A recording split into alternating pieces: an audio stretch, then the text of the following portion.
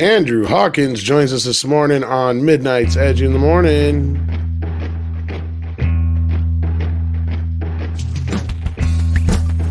TGIF. Well, if it matters anymore for most people, since it's been Blur's Day for a year. Welcome to Midnight's Edge in the Morning. I'm Tom Connors. With me, as always, is the big boss man, Andre. How you doing? I am excellent, thank you. How about yourself? Doing the best I can, and that's all they're going to get out of me, at least this early in the morning. Speaking of early in the morning, how you doing, Rob, the voice of Midnight's Edge? Love me some Moog synthesizer. Tom, there's a saying, good enough for government work. So it's funny you mentioned Moog. I'll talk to you about that later. And with us this morning, a very special guest returning, film, I guess you would call it, documentary filmmaker, producer, Andrew Hawkins. How you doing? Doing good, guys. Thank you so much for having me back on. This is great. Always glad to have you here. You always got fun stuff for us to talk about, and I don't think today is going to be any exception to that. So how you been? Good. We've been making some great strides towards getting In Search of Tomorrow, our 80s sci-fi documentary, released this year.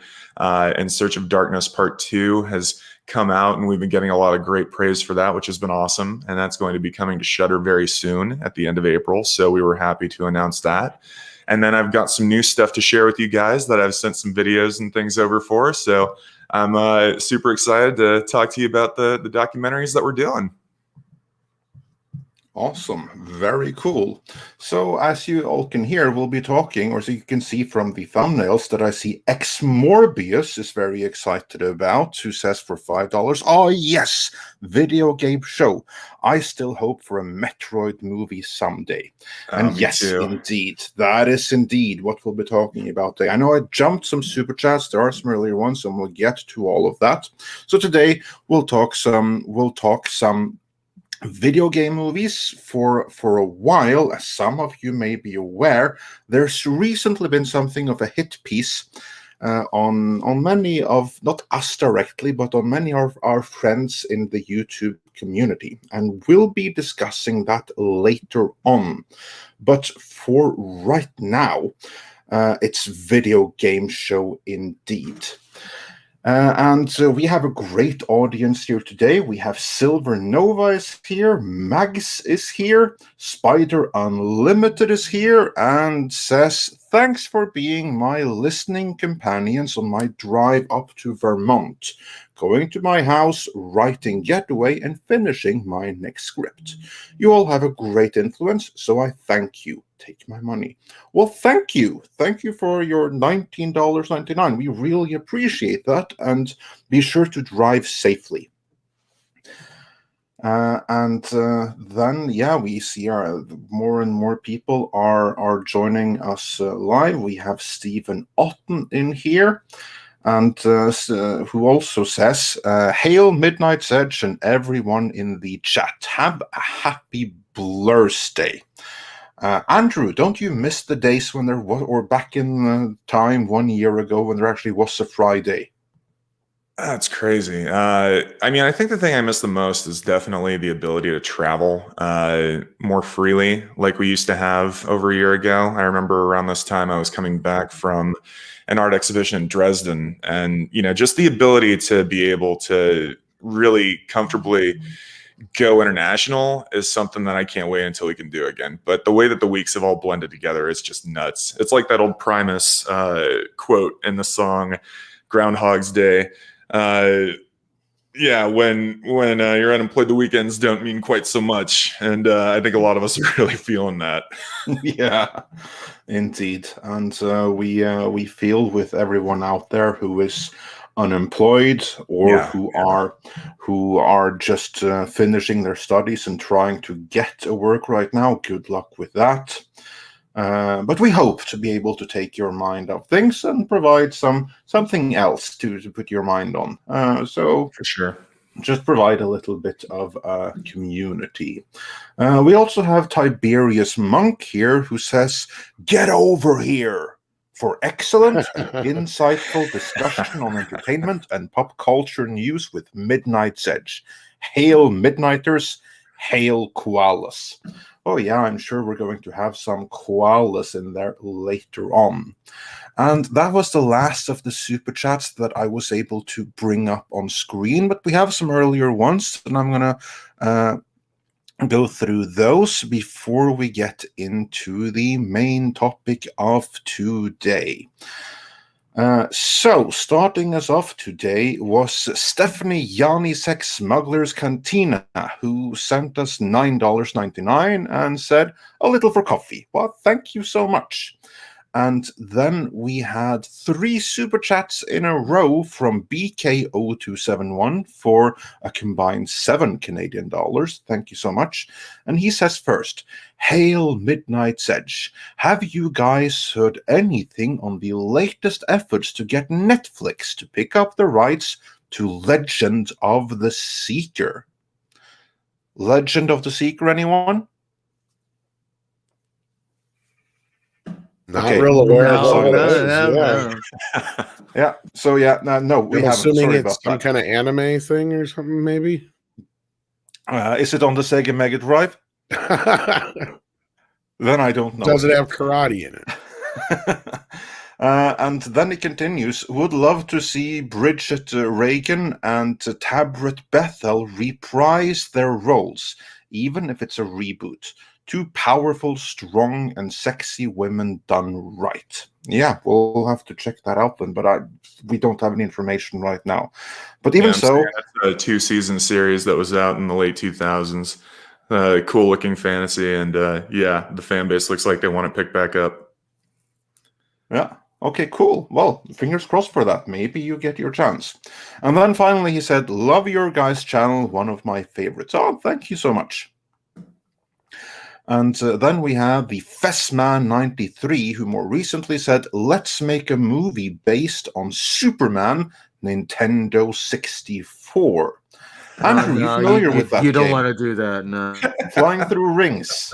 For 3 acts of flying through rings, hour and a half, I think it's doable. A popcorn muncher for sure. Yeah. Indeed. Instant 0% on Rotten Tomatoes. Except for the people who would love it. But what we are definitely getting, though, in just 1 month, is Mortal Kombat. Yeah. And just the other day, we got confirmed that the movie will indeed be rated R. Andrew, after having seen the trailer for Mortal Kombat, are you surprised that it was rated R? Not at all. I think with what the trailer showed and the red band, I mean, there's no way that it was going to be nerfed down to a PG-13.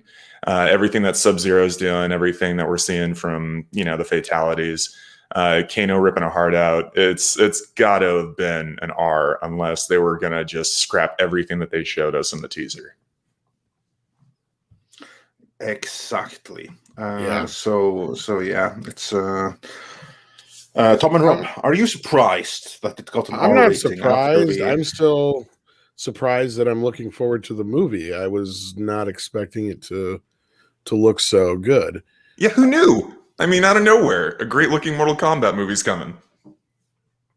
Yeah, and it doesn't seem to be like taming anything down. And outside of a couple characters missing, like Johnny Cage and Chun-Li. Where's poor Chun-Li? Yeah, did you hear about that? Film. Yeah. When I heard about that, I was just scratching my head about the integrity of entertainment journalism right now, and whether or not people are actually even doing their homework. And then I saw the fallout of that and how it was then reframed to be a joke post, and the entire time I was just like, hand on my head, yeah, okay, sure. But that is, again, something I think it's someone just maybe not familiar with what they're particularly writing on. I'm just glad, though, that the fans are, excited for the movie. Yeah, I feel like it was one of those things that definitely got past too many people and shouldn't have, but kind of funny in the end because you have a movie called Street Fighter, The Legend of Chun-Li. Yeah. And you actually have a song where they mentioned each and every one of the characters in Mortal Kombat that Chun-Li is not a part of, obviously.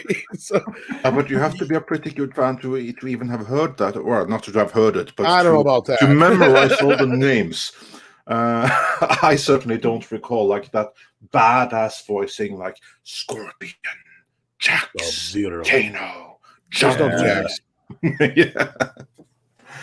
Kano's in there. Yeah. That was a I think song. I think the interesting thing is the discussion about Johnny Cage. I mean, we've got this new guy coming in. He's a cage fighter, MMA character. We don't really know his whole backstory, and everyone's kind of up in the air. And the fan theories are thinking, well, that's Johnny Cage. He's just going by a fighter name or something else. I wonder Johnny Cage fighter. Yeah. Yeah, exactly.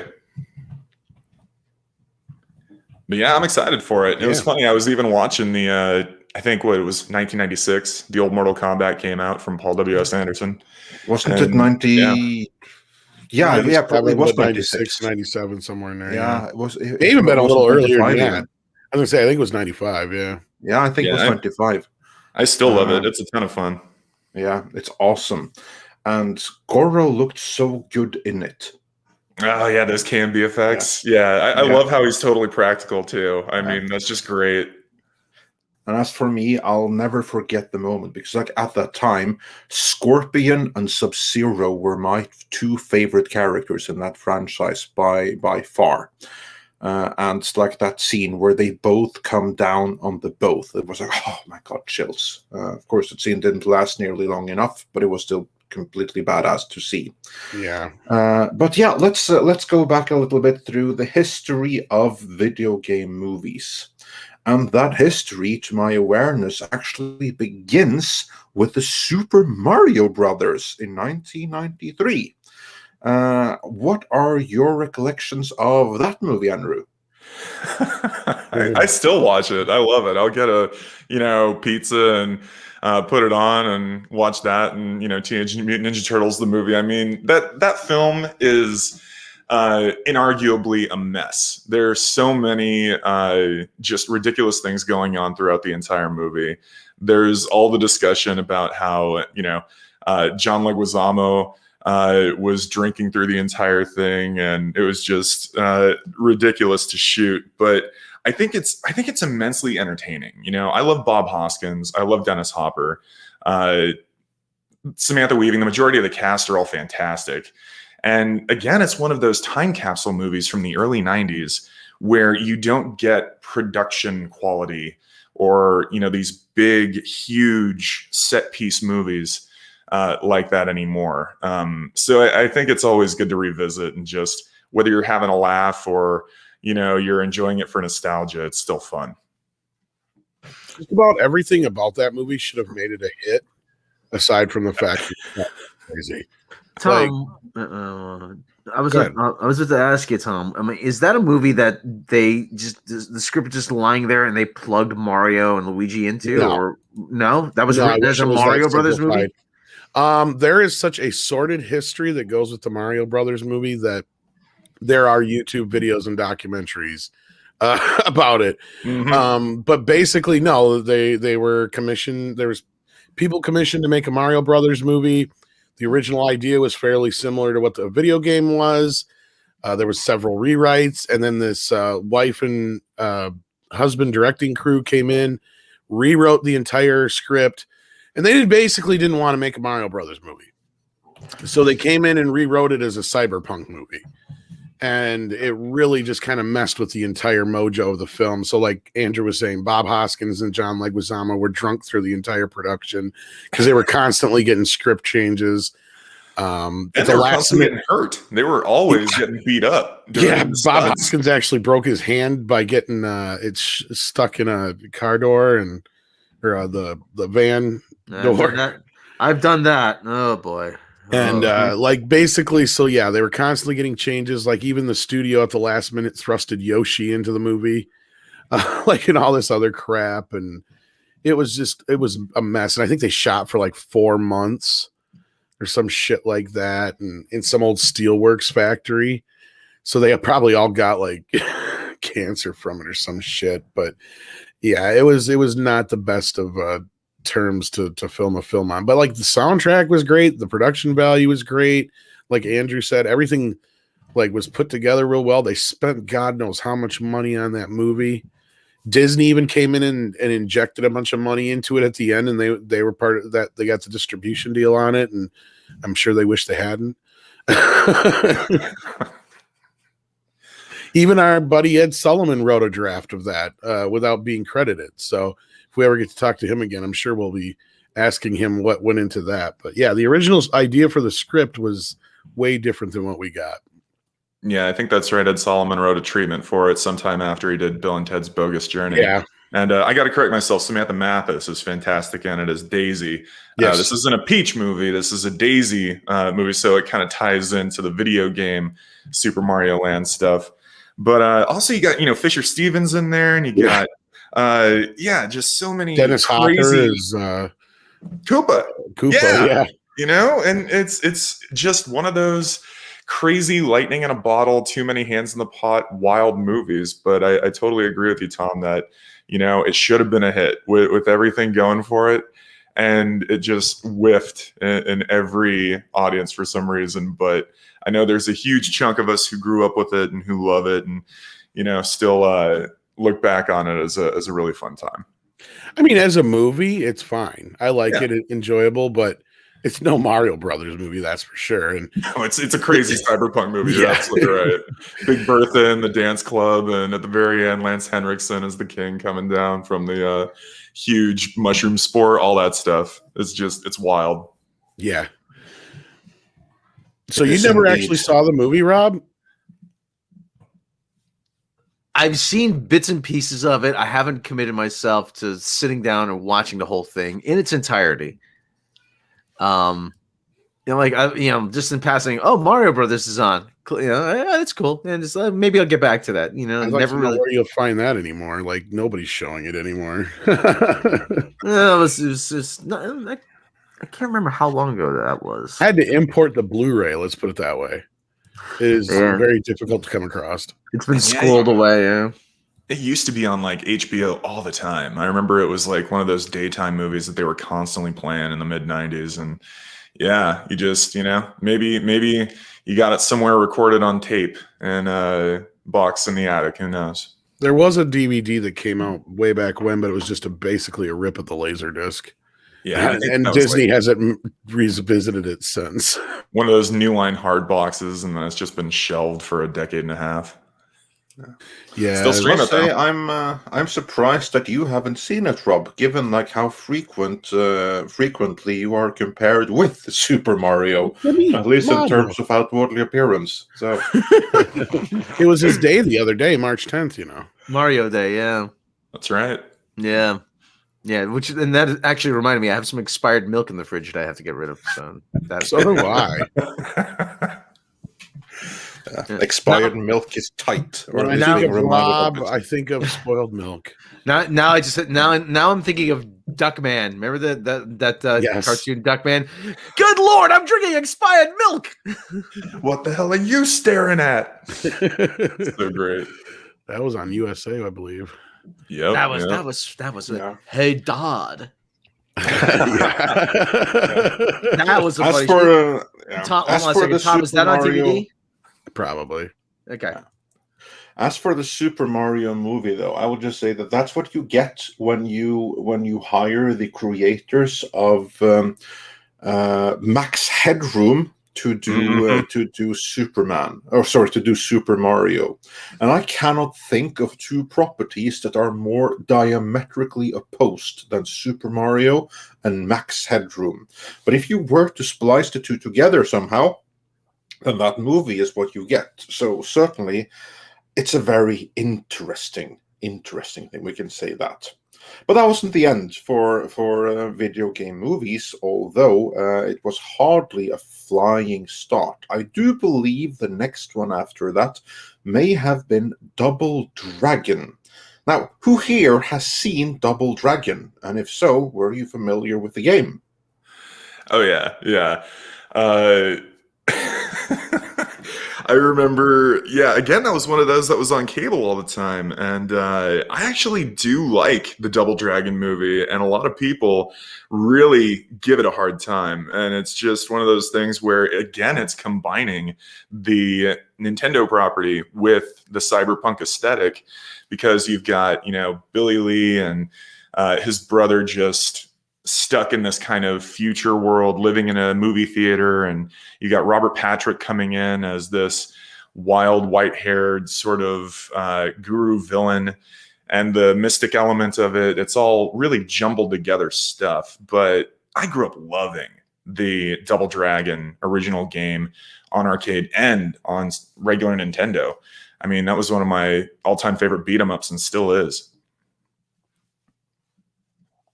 How about you guys? Are you fans of the movie at all, or growing up with the game? I know of the movie. I like the game. I know of the movie. Well, for me, I'm like, that movie is like, oh yeah, that's the one where Alyssa Milano is fully clothed. Yeah, okay, we'll mention that. Oh, let me tell you, What is her hair falling out from COVID though? No. Let me tell you, she curses out that stupid vampire movie she's made, but that she's still getting a couple bucks every year, every so often for that. So, but anyway, Double Dragon is everything. It wishes it was Mario Brothers. Let's put it that way. Oh, for sure. Yeah, it's such a bad take on the idea. I feel bad for Mark Dacascos too, because he's trying to bring a sense of charm to playing Jimmy, and it's just like, well, Jimmy and Bimmy. That's it, yeah. And as they're called in the movie, I think it's Ugg and Home, Ugly and Homely. But well, that was a famous misprint in the original game of calling them, instead of Jimmy and Billy, it was Jimmy and Bimmy. Jimmy and Bimmy, yeah. Exactly. You're totally right. It's everything that it wishes, it could be, stacked up against the Mario Brothers movie. And if that's your bar, it's a little tough to get there. Yeah, it's like you got Double Dragon way down here next to Street Fighter, and then you go up a ways, and you got Mario Brothers, and you go up even way higher than that is Mortal Kombat near the top. Mm-hmm. And then people like the Resident Evil games and stuff like that, the movies and stuff. I was never really into the Resident Evil ones, but I know those were done fairly well for the most part. But yeah, I mean, video game movies are not something that's been real successful. Well, Mortal Kombat seems to be the only one that can break that mold. Well, the inherent problem with video games is that the player drives so much of the narrative. Absolutely, yeah. Yeah, and so that's difficult to really translate to on screen. Well, the best video game movie ever isn't even based on a video game. The best video from New York. Yeah, the best we video game. Play that as a video game, right? Yeah, I'd love to. Wouldn't you? Yeah, the best video game movie is the best movie is actually one of the best movies ever is a video game, Metal Gear Solid. I'm like, that's basically Escape from New York. Yeah. Yeah, I was gonna say, looking at the way that certain films are structured, if you take movies that existed before games were really a thing, I actually look at the film Game of Death from Bruce Lee as one of those perfect video game movies where it's level by level, you're going all the way up to the boss fight. And I think sometimes video game movies kind of overcomplicate that a little bit, where you've got this creative team behind trying to adapt a property where they go beyond the structure of, okay, let's just get our character or our characters through each level to get to the final fight or whatever it is. I think if someone kind of followed that Game of Death sort of structure, which eventually, was really used for that classic game Kung Fu, I think if someone went that route and did something with a property similar to Streets of Rage or Final Fight, it'd be killer. It would just be an instant, perfect flick. Oh yeah, totally. And Streets of Rage, isn't that already kind of based on Streets of Fire anyway? The movie. It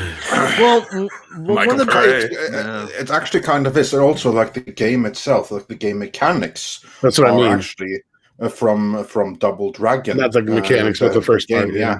But the movie, it's I think it's from there. Yeah. Or vice versa. The game I think was more loosely based on that. I'm sorry. I'm sorry about saying people in chat are bringing up Sonic. Yeah, we'll get to that in a second. Yeah. Oh yeah, we'll, of course. we'll get there. We'll get there Yeah, before long. Slithering Peanut brings up the Crank series. Yeah, those movies actually are meant to be video games because at the end of the credits during the first movie, it's like there's the one-up bit, and then in the second film, that's what that whole big boss battle at the end is supposed to be too. So like that's what Crank is. It's meant to be a video game. From what video game as a movie. Yeah, the director and all that we're talking about. Yeah. But yeah, Sonic, of course, is a bit of the exception to the rules. And I think that Sonic is a bit of a different animal, pun intended, than most video games because he had such a huge world built up around him that wasn't necessarily in the video game, right, Andre? And I mean, of course, we covered a lot of that with Ken Penders in his interview. And that's the whole point is like Sonic's world was expanded so widely and not just, animation, but comic books and other places, more so than Mario was because Nintendo was very protective of Mario for the last 20 years since that movie. Yeah, perhaps to the character's detriment on film.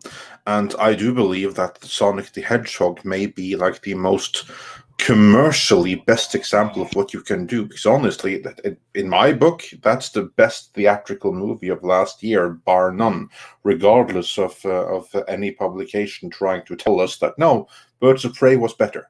No, it wasn't, and you know it. But I will say though, before we take a too deep dive into Sonic and the future, we jumped over a bunch of video game adaptations there in the meantime. But I would like to highlight a couple which I actually think are really, really good ones. Yeah, you have some really bad ones. Of course, everything with the name Uwe Boll attached to it generally is really, really bad, with one exception. Blood Rain? No, not that one. That's one of the really bad ones. Even a 2000 AD ripoff, I learned from our good friend Mr. H. But no, actually, Postal. I have never played the game Postal, but Uwe Boll, he has made 2 movies in his life that, in my opinion, weren't just good, but great satires. One of them is Rampage, which is not a video game movie, but the other is Postal, which is a video game movie. Now, again, I have never played Postal because it's not on the Sega Mega Drive, but I have seen the movie. I don't know how it compares to the game or anything like that, but in terms of pure satire, of satirizing the post-9/11 world and climate, that movie is a gem.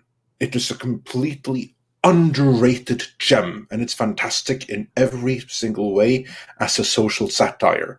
Who the hell knows how it is as a video game movie, but as a satire, it's spot on. Have any of you seen Postal?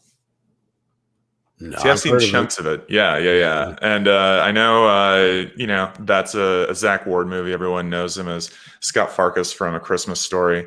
It's one that's been on the watch list, but everything that I've seen from Postal makes me want to sit down and check it out. And as an adaptation of the game, I played the game, and the game's notorious for its hyperviolence and its, I guess you could say, misanthropy and contempt for all of the non-playable characters in the game, basically just because you're running around blowing everyone away regardless. So it had huge, issues with parents and censors and everything. But you recommend it, Andre? It's one that is absolutely. Actually a really good Uwe Boll film. Yeah, I think so. Again, it's not I don't know if it's a good video game movie, but it's a very good social satire. Nice. Extremely good social satire. And I cannot recommend it enough from that point of view. Speaking of video games, part of the reason we're discussing this is you brought us something this morning, Andrew. Yes. So if you want to set this up. I'm happy to, absolutely. And it's funny too, we're talking about these video game adaptations. One that you didn't mention, Andre, actually kind of relates to what we're doing. And we're getting to it. Doom. Yeah, Doom. And I was also going to say House of the Dead. So what we're doing at Creator VC right now is, while we're in production on our 80s sci-fi documentary In Search of Tomorrow, and now that we've released our second 80s horror documentary In Search of Darkness Part 2, we have started development on a new documentary that we're excited to bring everyone called FPS First Person Shooter. And this is a history and celebration of first person shooter games, Games like Doom, games like Quake, games like House of the Dead, games like Call of Duty, and of course Medal of Honor, and so many more. All of the first-person shooters that we love, and we're doing a deep dive into everything about these games. So we're really looking forward to developing this and bringing it to everyone. And right now we're getting the word out to check out the fpsdoc.com website, where you can sign up and give your input on what you want to see in this documentary. We want to have this be part of our platform where it's by the fans for the fans, and to get everyone's involvement, to get everyone's input. We absolutely value that. But yeah, we're excited to be doing FPS first-person shooter. It's really fun. Yeah, for first-person shooters was a genre that took me a very, very long time to come around to, because to me they all kind of look the same disembodied floating gun, you know. Sure, yeah. For me, I mean, it was right from the beginning. Like, I missed out on some of the earliest ones, like Maze Runner and a couple of others, but Wolfenstein 3D, that was a game changer, and then Doom following shortly after. From then on, those wound up being some of my favorite games of all time. Yeah, Wolfenstein. Now that's my jam right there. I freaking loved Wolfenstein. Like, if there's one PC game that I really regret never made it onto the Sega Mega Drive, which is really my jam, it's Wolfenstein. Because, seriously, that game, amazing. Like, I never really got into Doom so much. I do like the movie Doom with Carl Urban. Yeah. And Dwayne Johnson, and the reboot that came out like a couple of years ago, which I haven't seen, is far lower budget, that apparently is a better movie from what I understand. So that's probably worth checking out. But Wolfenstein, oh my God, that's awesome stuff right there. See, now really someone in the chat, Chris the Amps, or what, I can't pronounce that name. Half-Life was the first time FPS started to have a great story. I never liked Half-Life. I tried several times to play Half-Life. I'm like, I just kept saying, this is dumb. And I just but then they're evidently not for you, then, the whole genre. Because I also know that the people that like first-person shooter, that's a whole ton of people. I love Half-Life. I know, yeah. Like, that game was huge. It opened so many doors. Andrew, do you know a little bit about that story from Half-Life and from there on out to like the genre is not for everyone, but for those that are. What are like the big players in the genre beyond Wolfenstein and Doom?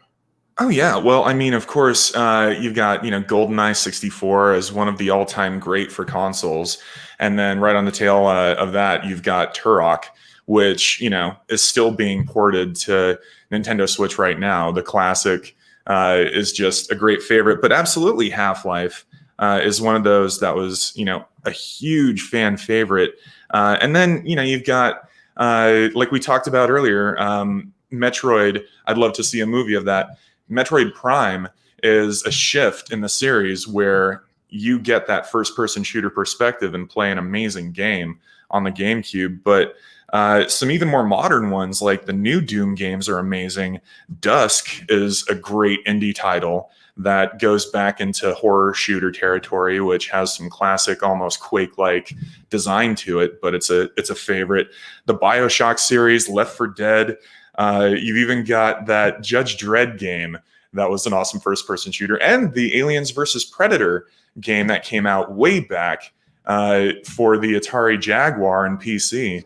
I mean, there are games in the genre that really are for everyone. If you're a fan of genre movies, horror, sci-fi, action, anything, and you want to, get behind the stick of being in the first-person perspective, charging through a game and having a blast, I think really it's even for theater fans. Like, I remember going to the movies in the early 2000s. You've got games like Time Crisis that were just an absolute blast to play in the arcade before you went in and saw your movie.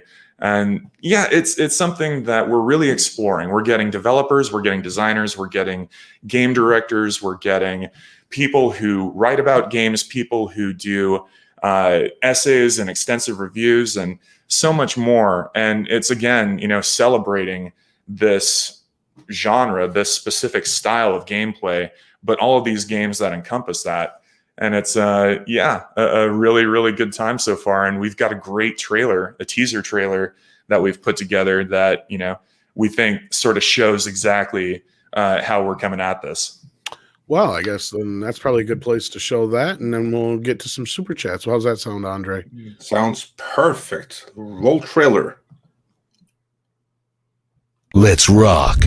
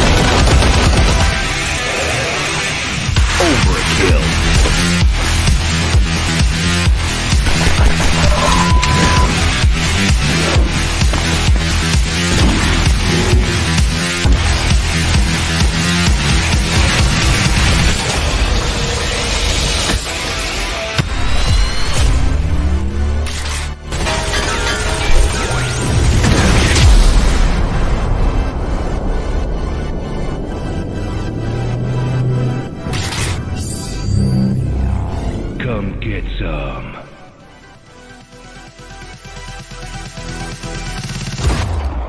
Exciting!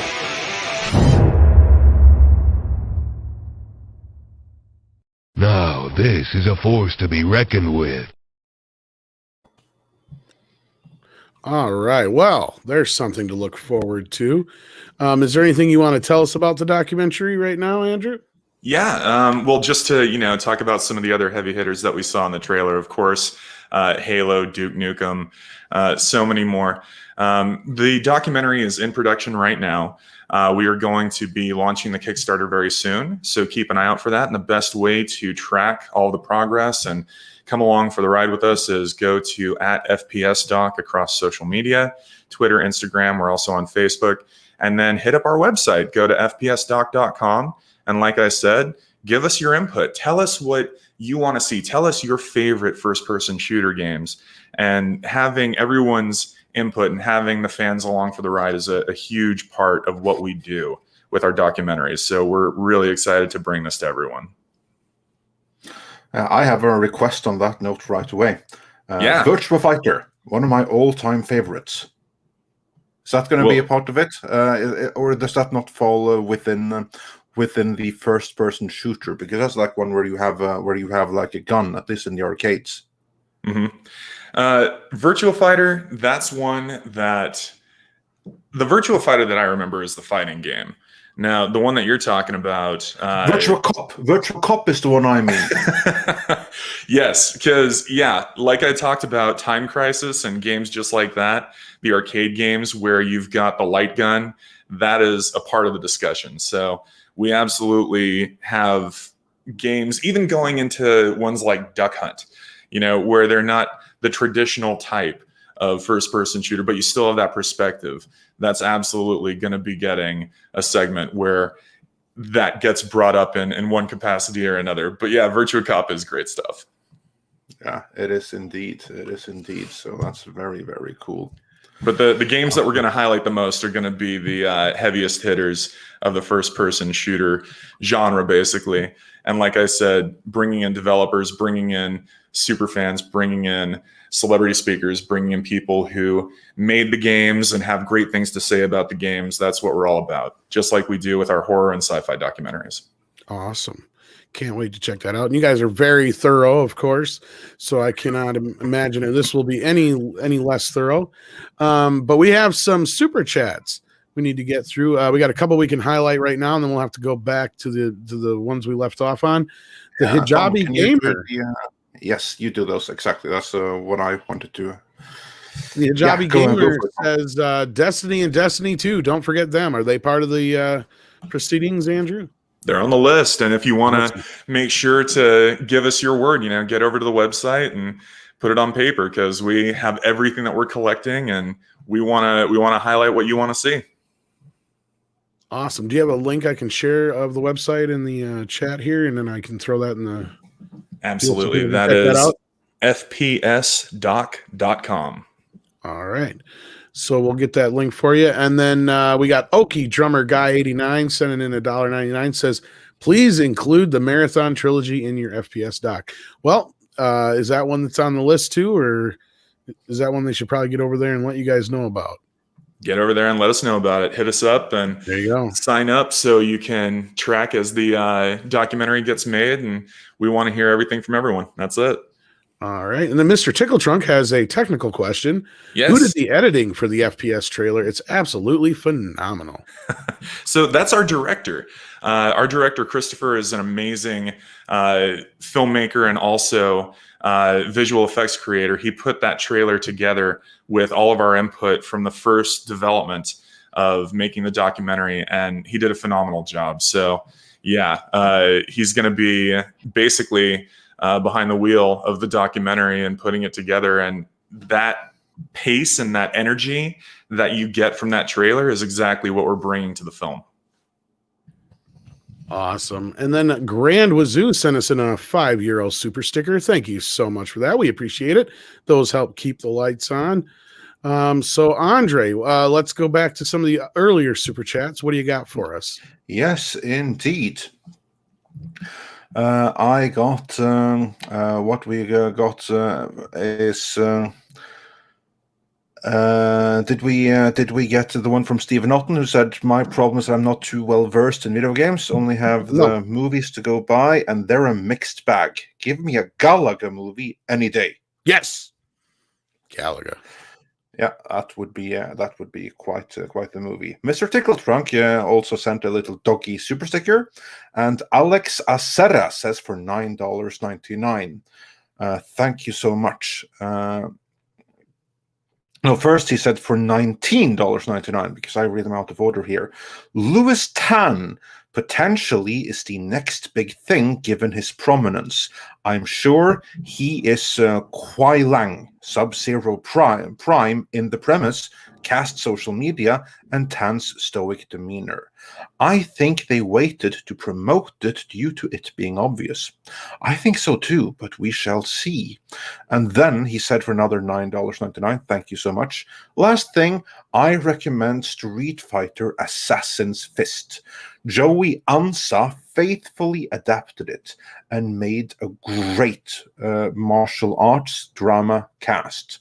I recommend his thoughts on diversity if you can find an interview. Alex Acera, I agree completely. It has no. Actually, she isn't. God damn it! To my awareness, but Street Fighter Assassin's Fist is phenomenal. Andrew, have you seen it? I haven't. Oh, you have to. I'm definitely down to check it out for sure. Wow, it's because it actually started as a fan-made production that was going to be fan-funded, but it was so good that external investors actually stepped in and fully funded it, so they didn't have to rely on fan funding. And then Capcom recognized it as an official entry into the Street Fighter saga. It is that good. So forget all about the Van Damme movie, especially forget about the Chun-Li movie. Check out Street Fighter Assassin's Fist. It is fantastic. I will never forget about Chun-Li. Well, until she finally enters the Mortal Kombat. That's right. And the Avengers and the Justice League. Exactly. And then Tiberius Monk says, King of Kong, A Fistful of Hell yeah. Quarters is a wonderful documentary about a competitive Donkey Kong tournament between Steve Weeb and Billy Mitchell. Also, Hardcore Henry is a fun video game-inspired film. Yeah, it is indeed. And Jabrailon Van Sant says, third Sonic movie sets up Sonic Riders as a sequel. Well, let's focus on the second one first. Yeah. And ST Redful says for $5, video game movies are essentially porting the game to the silver screen. Like the Scooby-Doo movies, usually terribly done. Sonic is the exception. Well, actually, I forgot one. Silent Hill. Yes. I haven't seen the second one, but the first Silent Hill, again, in my opinion, is... I never played a video game, but as a standalone horror movie, Silent Hill is freaking fantastic. I absolutely agree. Yeah, I think it's a great film all around. I think it's an interesting mix of the first two Silent Hill games for the most part. I love Rhoda Mitchell in the movie. She's a great main character. Yeah. The way that so they good. realize the town, and yeah, I mean, it's got so much going for it, especially in that final 20 minutes when everything just erupts and Alice Krieg's evil cult leader character gets shredded up by the whole barbed wire, death that happens. It's well done, and it's just good. I think, it's one even video game fans who aren't, keen on adaptations should check out. It's a very well done movie. Alice Krieg even said that making that movie really messed her up. Like when she came back from filming it, her dog took time to get used to her again because it put her in such a dark place. And that's, again, to the effect of Christopher Gant's direction, the tone of the film, the amazing script, and I think as a standalone horror movie, it's just good. It's very well realized. I think even Pyramid Head doing his thing. You're not going to get a better version of that on the screen. Yeah, no, I don't think so. Ripping the skin off the entire body of the girl from the town and just being that dominating presence through the entire thing and being a full-on threat. And then the cop character. I mean, there's so much good going on in that movie for sure. Yeah, it's truly underrated. So if you haven't seen Silent Hill, regardless of what you may feel about the game or how true it is to the game, I know nothing about that. But as a standalone movie, in my opinion, Silent Hill is criminally underrated. The actual town Silent Hill's based off of, Centralia, Pennsylvania, has an interesting story. If anyone is interested, go research that. That's actually very fascinating. Yeah, how it's been on fire underground for what, for the 6 decades since the 70s. Yeah, it's crazy. Yeah, indeed. And then we have next super chat. Then is from John Apocalypse, who says Earthworm Jim, Castlevania, DMC had great cartoons. Hell yeah, I'm not familiar with the other ones, but Earthworm Jim was fantastic. Yeah, I enjoy the old cartoon for that. And even the games, I loved playing the Earthworm Jim games. Kind of like what Tom was talking about with sordid stories behind properties. I would love to see Earthworm Jim make a good comeback, just kind of like the way that Sonic did with Sonic Mania. If we got a great team to do an awesome 2D platformer of Earthworm Jim, another one of those would be just awesome. Yeah, it would indeed. Like the remake was good, but it didn't really push things forward. And so the best version of Earthworm Jim to this day in games remains the Sega CD version. Yeah, go figure. That is the best version. Sega CD. They criminally underrated. And then we have Roll Titan, who says The Last Starfighter is a video game movie. I wouldn't know that. Tom, is The Last Starfighter a video game movie? It grows up. it grows out of the love of the time for video games. I guess that's a really good question. Andrew, what do you think? Yeah, for sure. I mean, the first setup of the movie is basically the kid, Lance Guest, is playing The Last Starfighter arcade game at his, I guess not really like a mobile home park, but It's sort of it's a the trailer Starfire. park, yeah. That's essentially what it is. But yeah, he eventually beats the game, gets the highest score, and winds up getting picked up and taken into outer space. And then you've got somewhat of a space shooter thing going on, kind of for the Atari and the ColecoVision and the arcade generation there. I think it's really well done as a movie that takes inspiration from those types of games, from those, top-down space shooters or those side-scroller space shooters, or even the, off-axis ones like, Zaxxon or something like that. But I think it's just a fun movie all around. And what's great, too, in fact, talking about that in discussion of our 80s sci-fi documentary, we just had interviews with both Lance Guest and Catherine Mary Stewart from The Last Starfighter, who are going to be in the documentary on camera talking about being in the film. So we love chatting with them about it. But did you ask him about Jaws: The Revenge?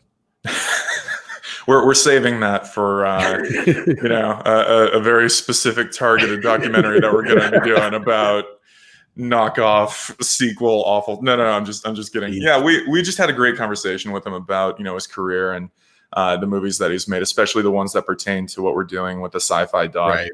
And yeah, he was just the best to chat with, and he loved getting into how these films are valuable and how it's also really good for us to revisit these movies that we all have a soft spot for, either nostalgically or we still love or we still find entertaining.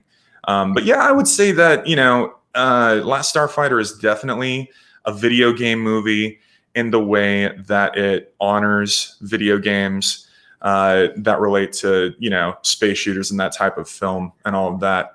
And then it just, features arcade cabinets and the entire thing. And I love movies where you see arcades show up or, video games pop up and the characters are playing them. Everything from Twilight Zone, the movie, to Maximum Overdrive, Believe it or not, Andre's never seen The Last Starfighter, but yeah, I'd kind of get on that. It's really good. You could put it in a handful of films that are kind of like video game based, but not based on any specific video games. David Rayner just brought up War Games. That was what I was going to bring up between that, The Wizard, Tron. They all kind of like fit in this kind of world of like, video games are a big deal in them kind of thing. And I'm sure there's a few other ones as well that, that I overlooked, but no, The Last Starfighter is definitely one you got to check out, Andre. But let's get to the rest of these super chats here. Yes. The Festman 93 says, here's hoping Uncharted will be good. Speaking of and video Joe games. Pat 87 says, is DD, well, I guess Dungeons and Dragons, The Lady and the Tramp 2 of video game movies? I think he means Double Dragon. Oh, okay. Yeah, fine. If you mean the remake Lady and the Tramp, I don't see anything wrong with the original one. I think it's Lady and the Tramp 2. So probably Lady and the Tramp 2 video sequels. That one was not very good either. You're right. I don't know about that. It's worse than that. Yeah. And Joe Pat 87 also says, Super Mario Brothers the movie, a turkey to be certain, but one I still have a soft spot for. My nephew's also obsessed with Mario, but I wouldn't show him it. TTFFWIW. Not quite sure what that is, but maybe you guys know. So, but yeah, wait until he's old enough to that you can understand. Like, this is what happens when you get people that love cyberpunk do a Super Mario movie. So, lesson, don't let people who love Cyberpunk do a Super Mario movie, because that never works out. And Cesario JPN says, surprised Rob hasn't brought up the Super Hornio Brothers porn parody with Ron Jeremy and TT Boy. Yeah, that's a different podcast. Yeah, a different podcast. Time and place for everything. And Jabraelan Van Sant says, I'm a bit of a Melina fan. She is my main go-to. Yeah, I look forward to seeing how she's going to be in this Mortal Kombat movie. And Cesario JPN also said, I kind of want to see a Streets of Rage or a first-person shooter game like Rainbow Six Siege or Call of Duty. Then again, no Russian scene, anyone? I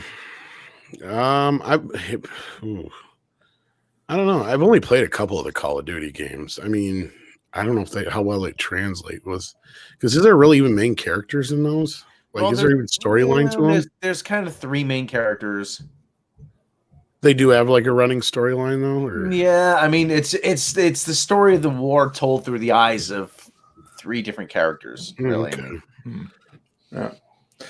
And then we have Mr. Plague Doctor who says, I hope this movie leads into bigger things. Onaga, Armageddon, etc. And then, you like this one. The Hijabi Gamer says, Tom, Muslim female gamer here, trying to break the narrative. I am anti-woke, anti-SJW, and anti-cancel culture. You said people like me need to speak up. Glad to hear you. Absolutely. That's what we need, and especially considering a lot of stuff that's going on now. But yeah, that's what needs to change and it's going to be tough. There's going to be a lot of people who are going to ignore you at first.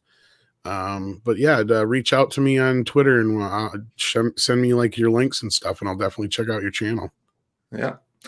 And Cultured Casino says, looking forward to Mortal Kombat. Video game movies are going to have a tough path forward. They will not be able to be accurate. Too many will clutch pearls. Yeah, you're not wrong about that, but we shall see. We shall see if they finally can learn how to do it. And this says for $10, gaming special like those jerks at EA that lost Star Wars license for messing up a ton of Star Wars games. And all the developers they screwed over for years. Yeah, EA today does not seem to be the same EA that made my beloved Desert Strike and Jungle Strike games, but yeah, I guess things change. Andrew, what are your thoughts on EA these days and what they've done with their Star Wars games?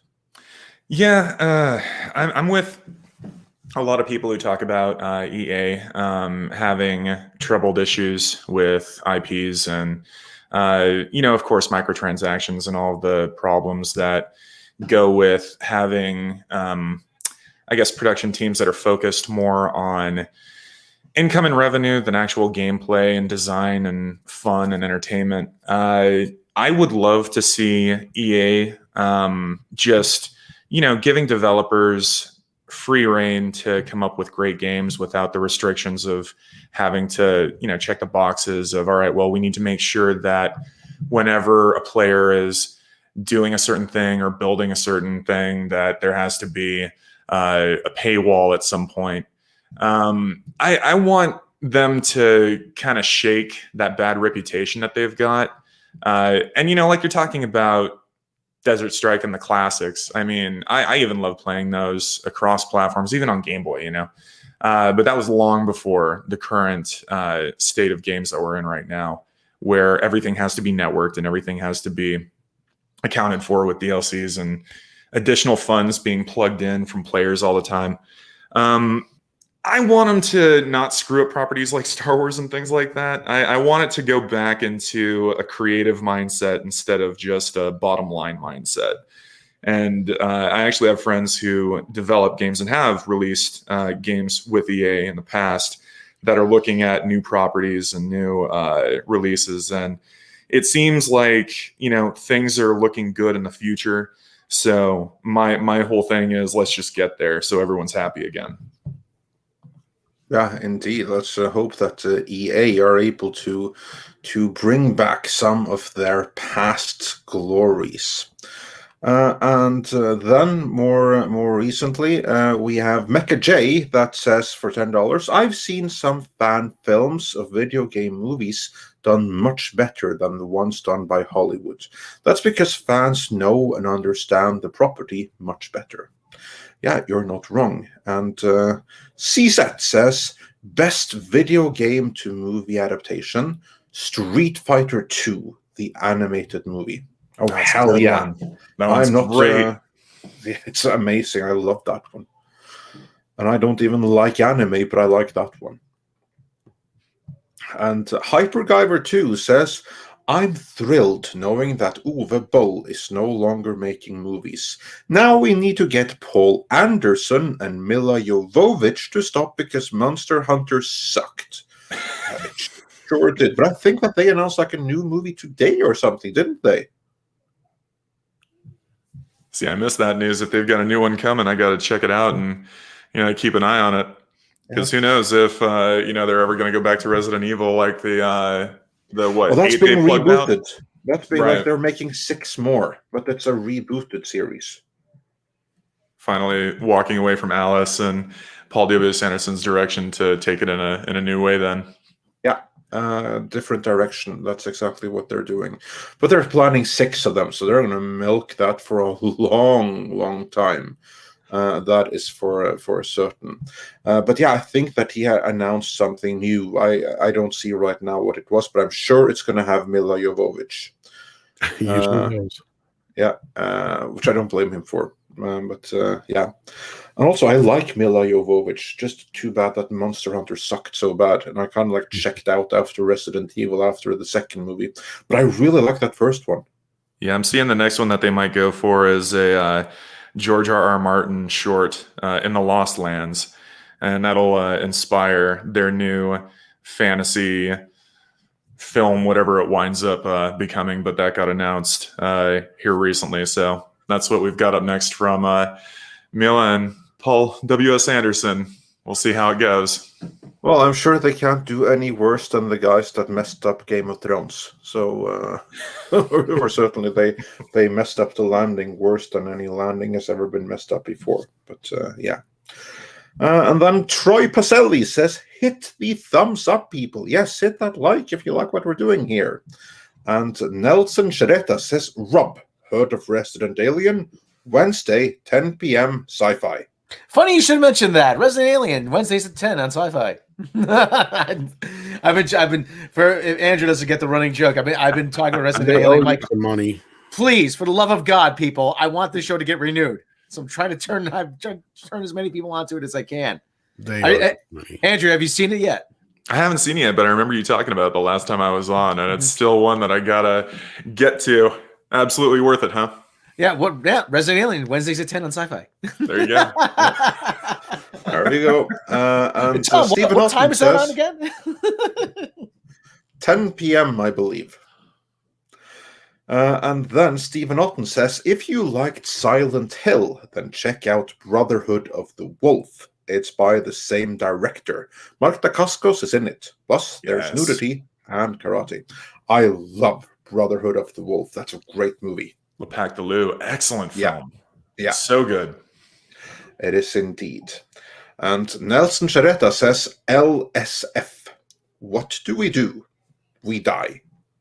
Yep, that classic quote from Last Starfighter. Great scene. Again, everyone who hasn't seen it, Andre, you got to check it out. You'll love it. Yeah.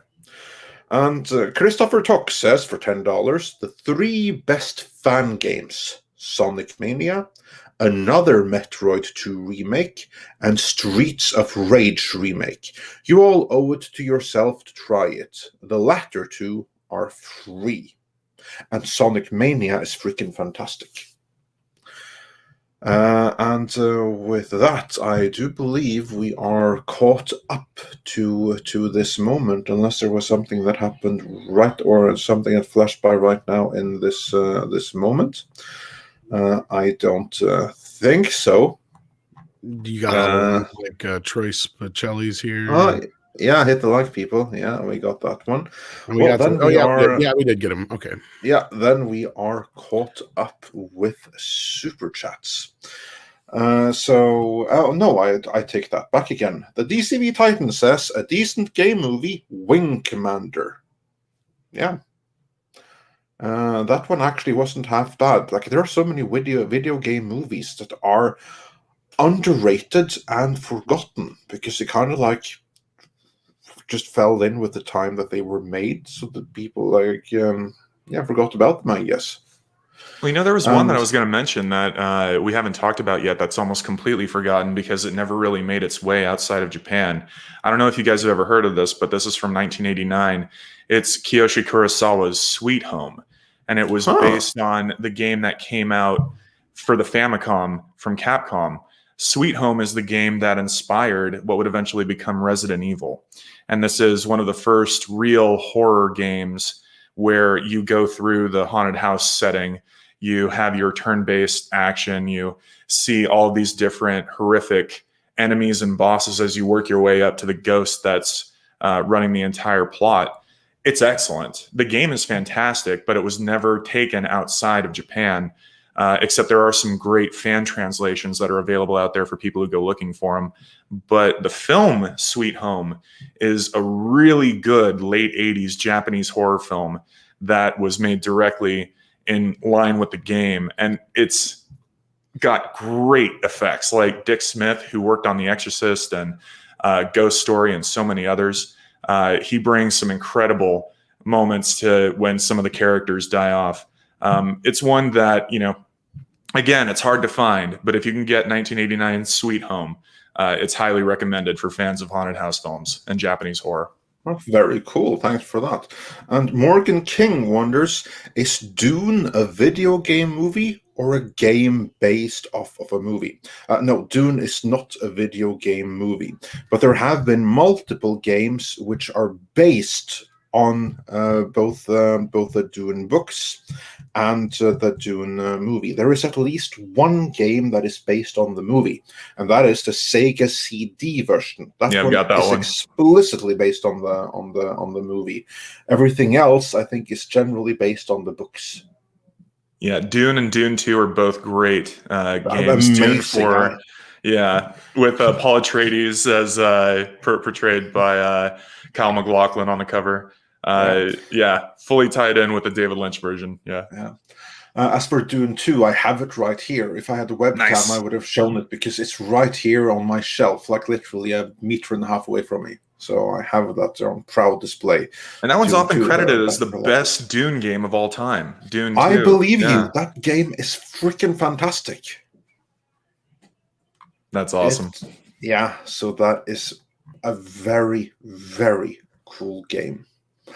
With that, why don't you repeat your the documentary that you are in the process of preparing for anyone that might have come in late?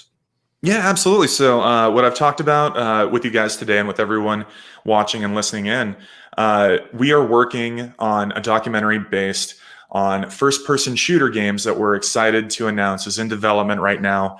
We've shown the teaser trailer for it. We've got the poster out there. We've got our presence on social media. You can find us at FPS Doc on Twitter, Instagram, and we're also on Facebook. And you can go to our website, fpsdoc.com. And first-person shooters are a genre and a type of game that we are exploring, we're celebrating, we're talking about the history of, we're talking about the impact of these games on the gaming world and the culture and the industry and everything, but we're bringing in developers and game directors and designers and creators and writers and fans and celebrities and people who really have something to say about these games and how much they love them and how valuable it is to discuss them and to revisit them. And we talk about the whole span of first-person shooters from the beginning to now and beyond. And the title of the documentary is FPS First-Person Shooter, and it's in development, and we can't wait to bring you more. Fantastic. That's excellent. And then this or something says for another $5.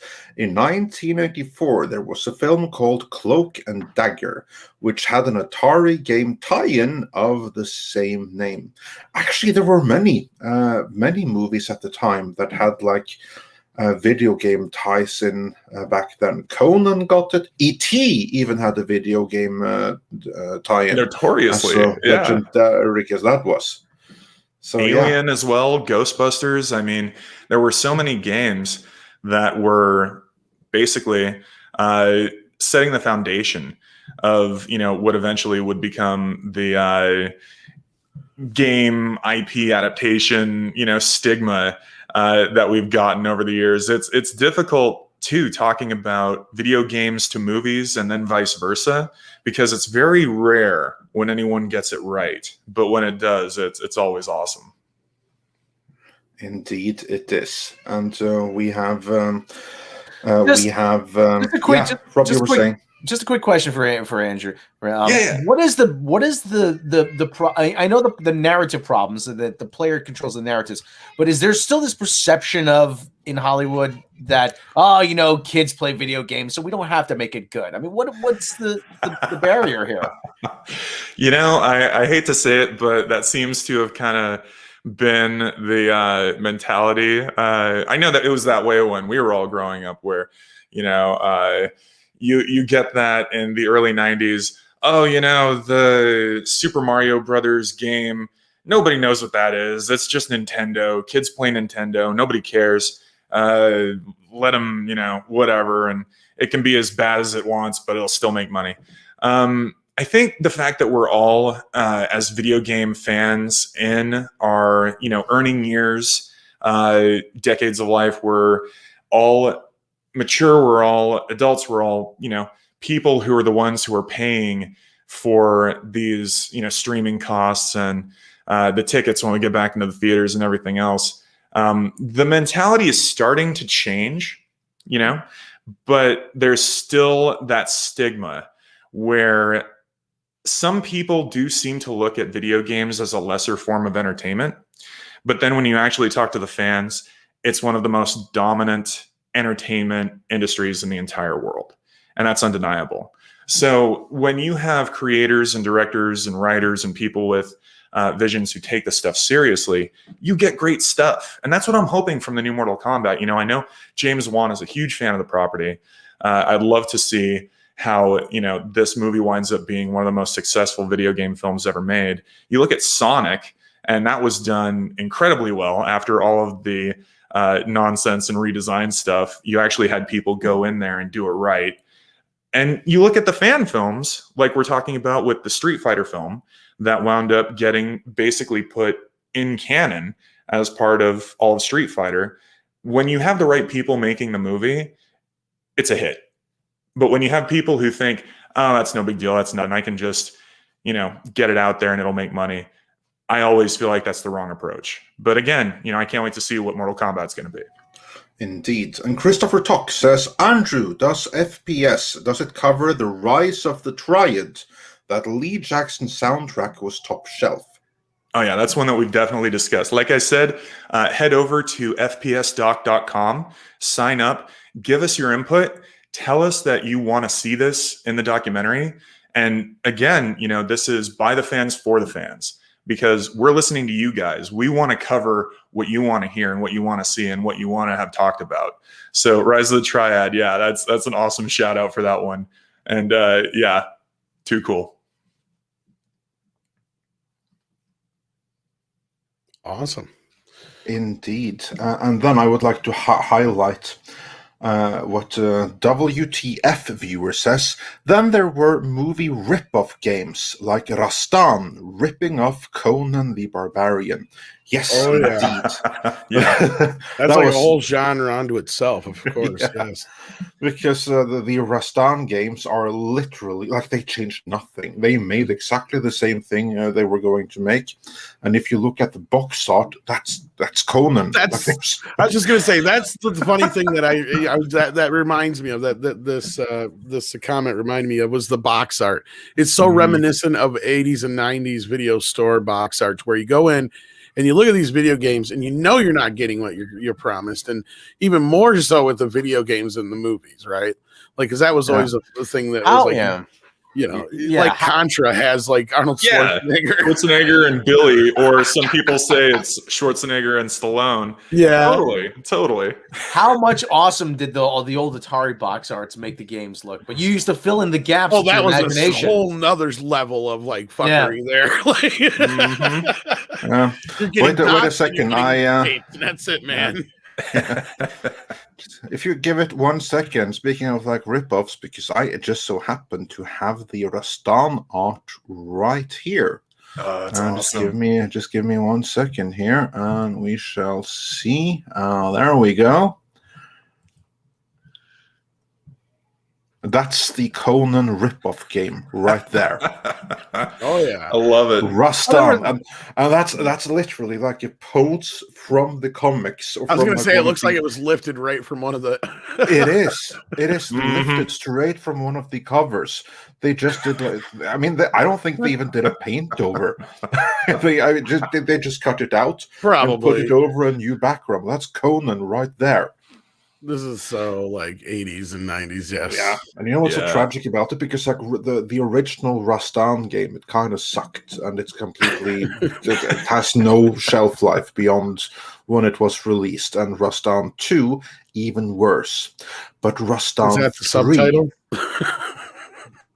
I don't remember the subtitle for Rastan. Even 3, worse but, words. But the third game. That was only released in arcades in Japan, and that game is freaking amazing.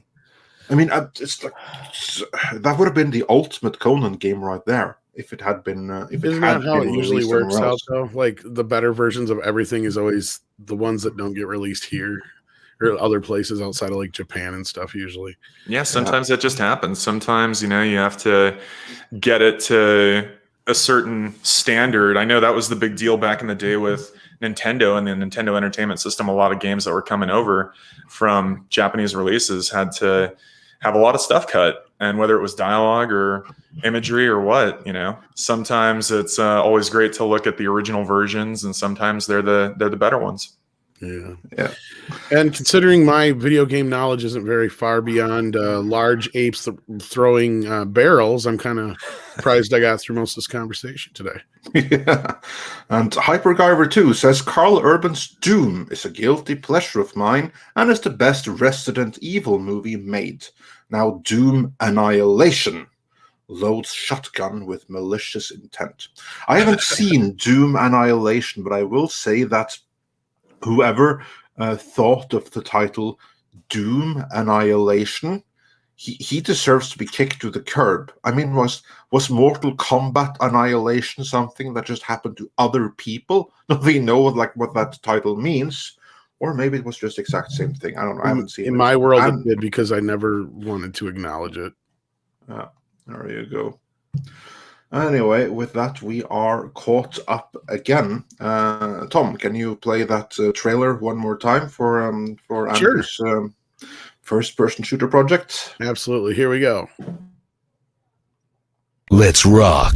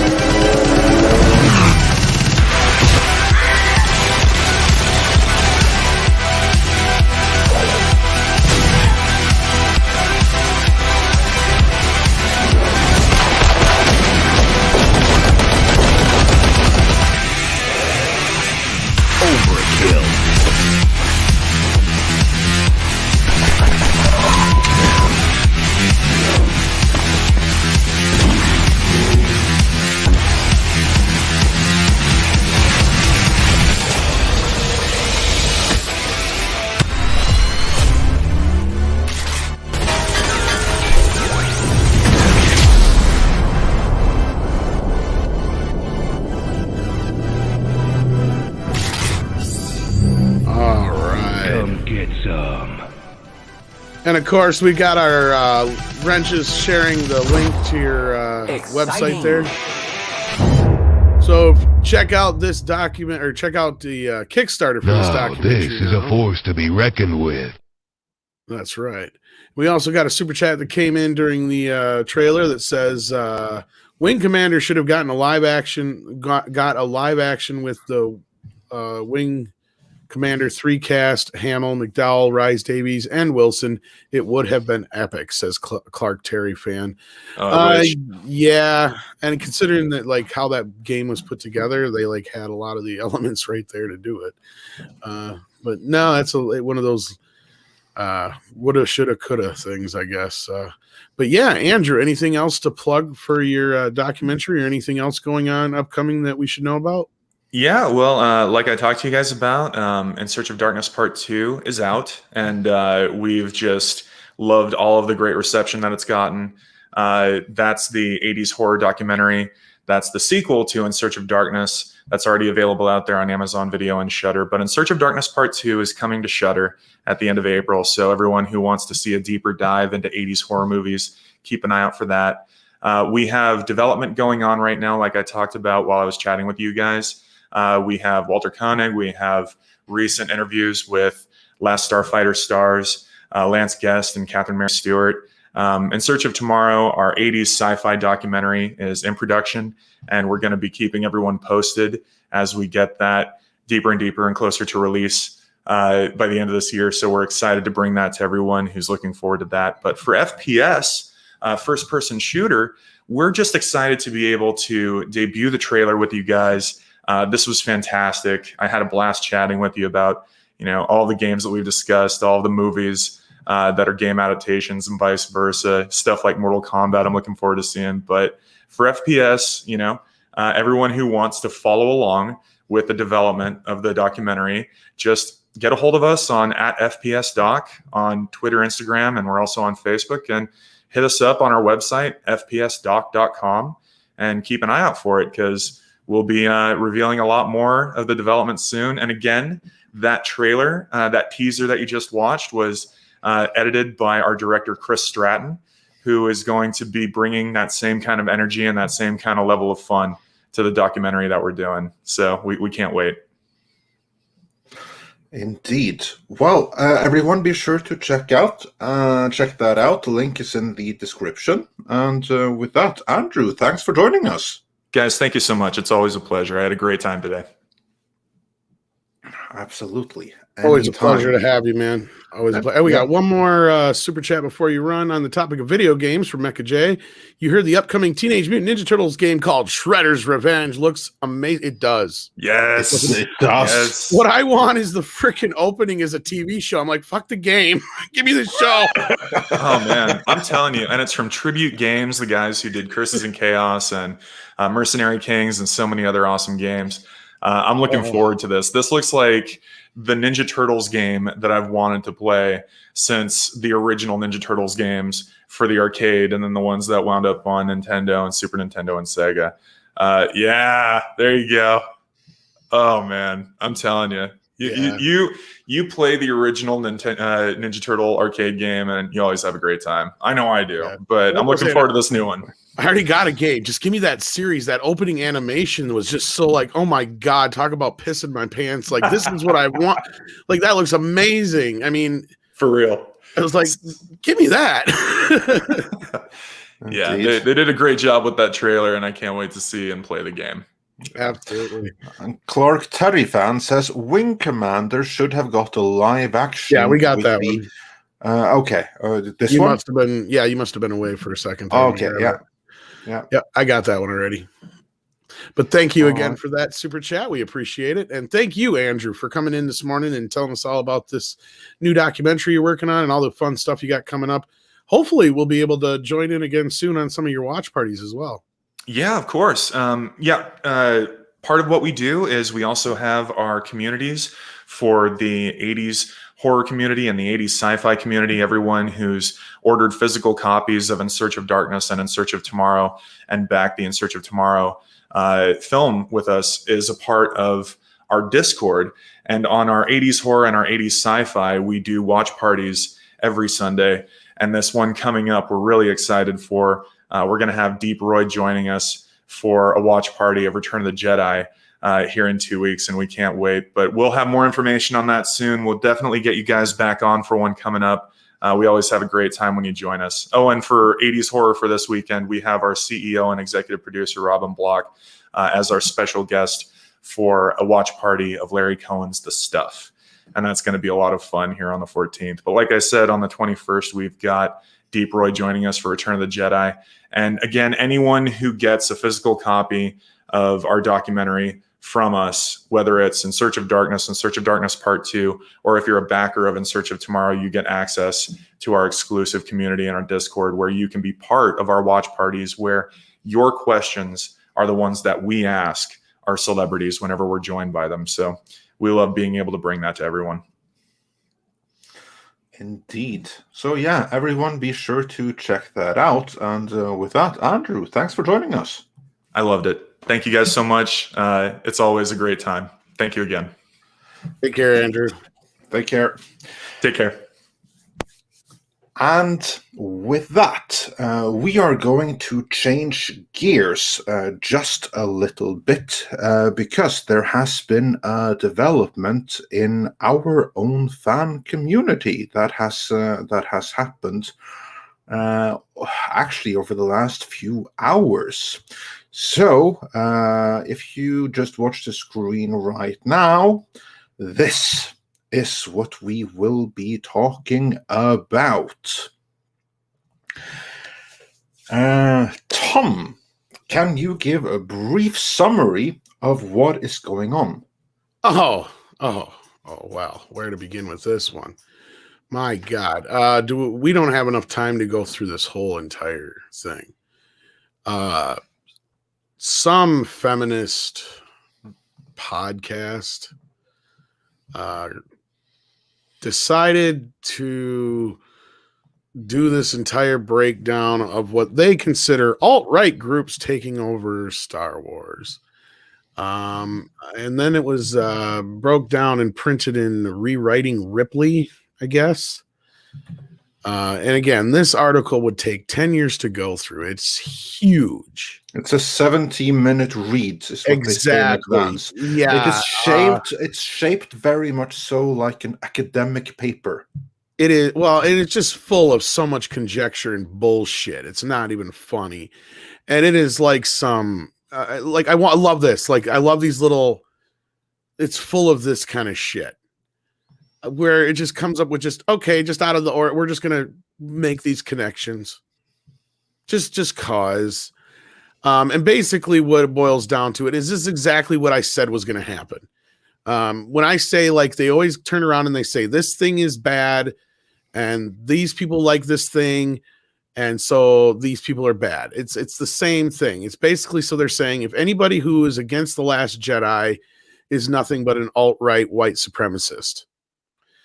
And this entire article feeds right into everything that they've tried pinning on us for the last however many years, right down to Kelly Marie Tran and all that bullshit.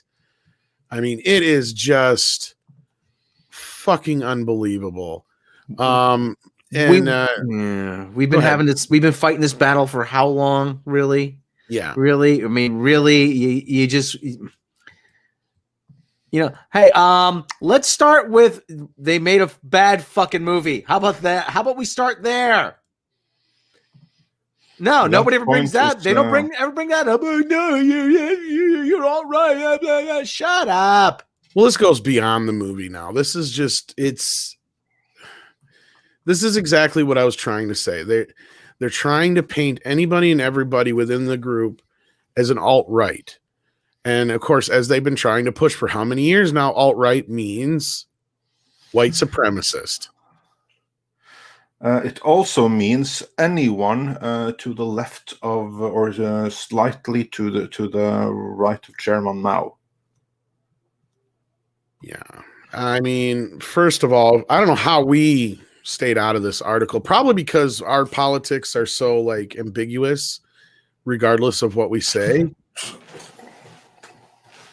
Yeah, because that's like the thing. Like yeah. full disclosure, like this piece here doesn't mention us, not in the slightest.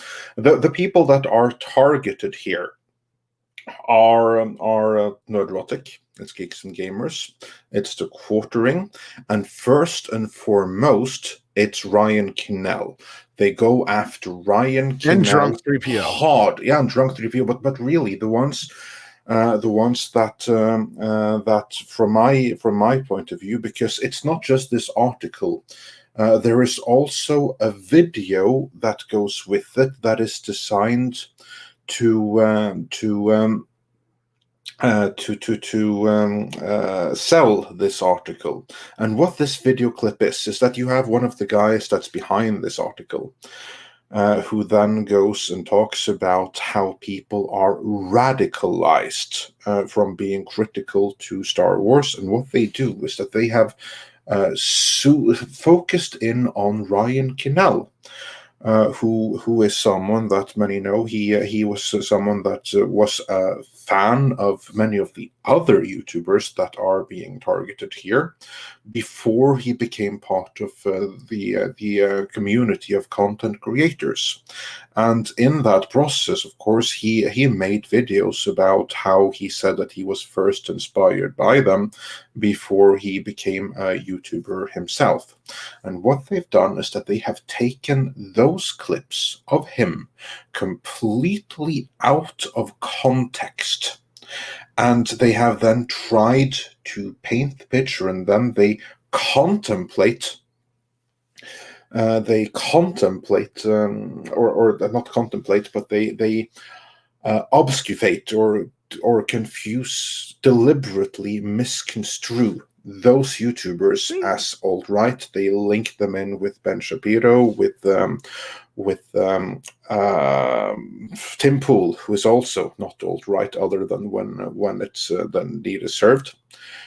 And then they basically have used those clips and tried to portray it as this was this young little kid's path to radicalization, which is a complete lie and misconstruction. But that is what they're doing here. You know, they're even lumping Clownfish TV in this. Really? Them? Really? This is really, come on. Really, how many times have we been down this road? You keep bringing up, going over the same old song and dance, people. Okay. I mean, look, there's the YouTube range. I can estimate, yada yada yada. Oh, they even go on to estimate how much money channels have made by talking about The Last Jedi. I'm like, oh look, they're grifting. Yeah, and that of course is like the standard attack, and this is something that we know comes straight from Pablo Hidalgo. That is like one of his points of complaint. Is like, oh, look at those grifters; they're making money from criticizing what we do at Star Wars. You know what? You know what? Listen, listen. You've had a bad week. Okay, listen. You've had a bad couple of weeks here, PR wise. You fired Gina Carano. A very popular actress on The Mandalorian. You had this fucking rock. Yeah, here's the future of Star Wars without Gina Carano. It's a fucking rock which got laughed off the internet. Okay, and now, really, I this is just me, but this is just a little too convenient. Okay, this had to be some sort of this has to be some sort of there has to be some sort of coordinated plan here. Oh yeah, we're gonna try to save face. And a couple days ago, they got publicly asked on the earnings call, which leaked to the public, about if Kathleen Kennedy's gonna be fired. Okay, so don't sit there and tell me that this isn't some kind of retaliation. That this is to try to start a counter narrative. I can tell you exactly what this is. This right here is an attempt to deplatform. And they have targeted the people that they don't like, that they want to take down. Yeah. Because they bring up a very unpopular bring up matters for which they do not appreciate and that they would rather not have anyone talk about. And for that reason, they are deliberately targeting those they see as the most problematic.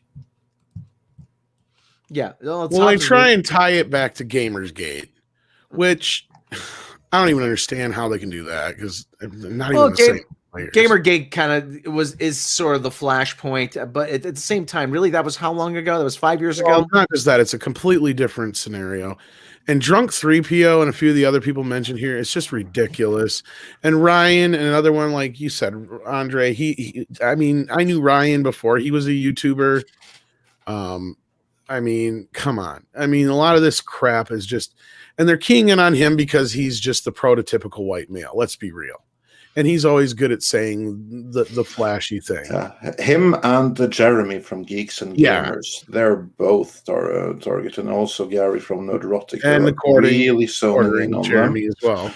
And and I'm surprised Doomcock isn't mentioned in here. I'm surprised. Well, he is. He's not in the video, but he is referenced in. Oh my God! It goes on and on and on and on. What the hell? Yeah, we did actually get brought up in this, by the way.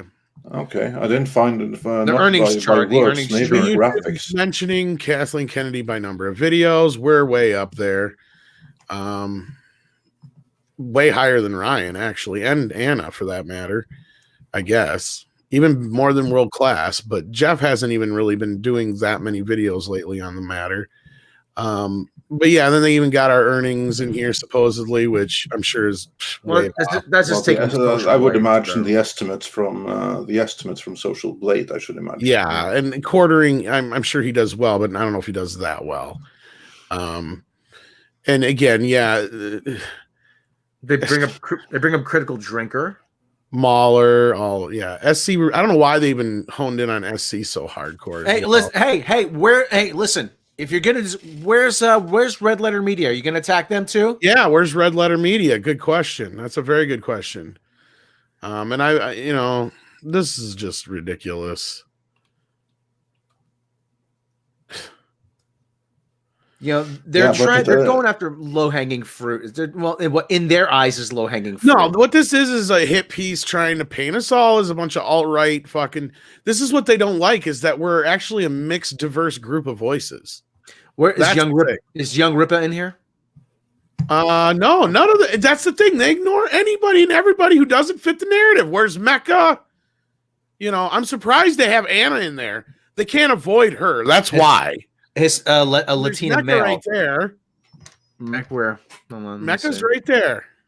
Okay. I can't believe they actually have them in here. That's total some views. Surprise. Anna, that Star Wars girl's in there. I'm so surprised they got Mecca and Anna in here. Yeah, I am kind of surprised that Star Wars Ryan Cannell. I love because comics, that goes against their fucking narrative. But they'll just call her. They'll just call them. What do you call it? Internalized misogyny. Yeah, which is bullshit. Anna can outgross most of the guys on fucking YouTube, so I don't know what the fuck.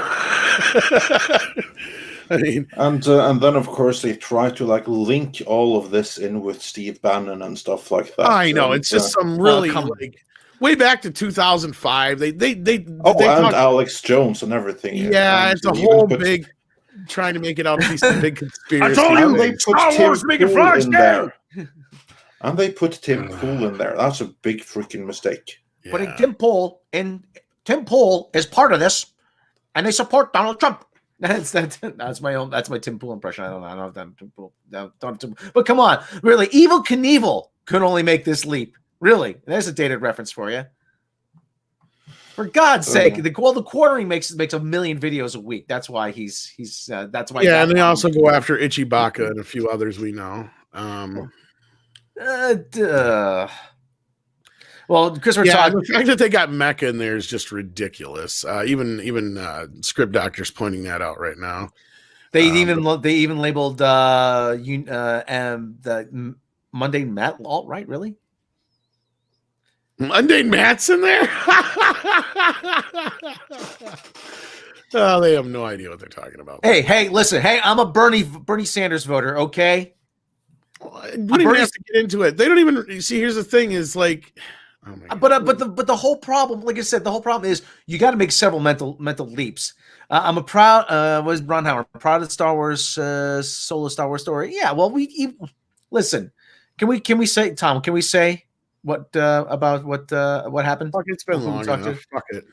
Well, we talked to somebody who was close to the production of let's just say that of solo Star Wars story. I think everybody already knows anyway. Well, anyway, I wasn't sure, and he said, yeah, Ron felt like it was some people came after him. Like, no. We said, listen, we all like Ron. We all like Ron. Ron's a professional. We all like him. It was from the last movie. People weren't happy with the last movie, so that's why they didn't go see Solo. Yeah, but it just felt that way. So, yeah, right. Well, again, we heard their fifis, and because their fifis were heard, then all reason went out the window. I thought facts didn't care about your feelings. Yeah, but don't you know that? You know who says that, Rob? You know who says facts don't care about your feeling, right? There's the problem. There's the problem, and you know exactly who has that slogan. Oh yeah, I know. Yeah, I know. And that's part of the problem right there. Yeah. Oh boy, I told you guys, Star Wars is making frogs gay. I told you.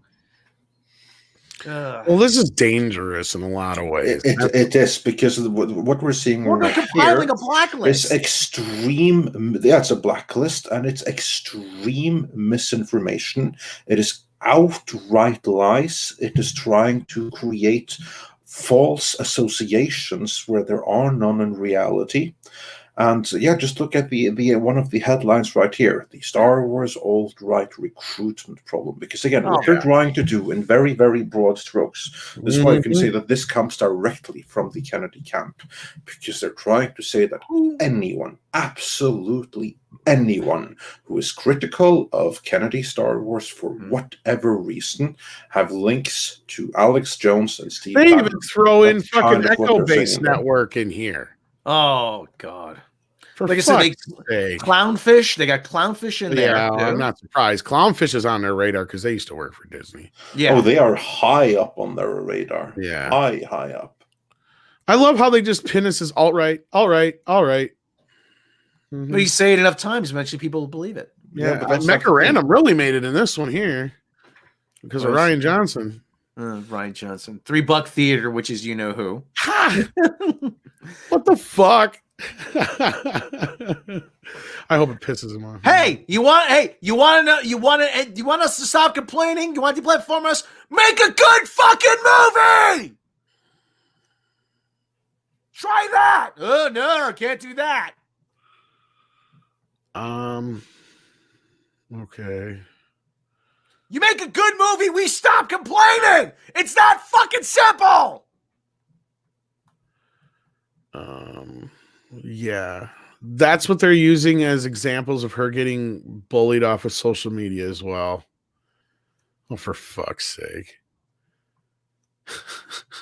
Notice all these say Rose. None of them really say Tico. Or, Kelly Marie Tran. I mean, it's all about Rose. How many people were critical of Seal's Kiss from a Rose then? Mecha Random is way up there on the Kelly Marie Tran ones.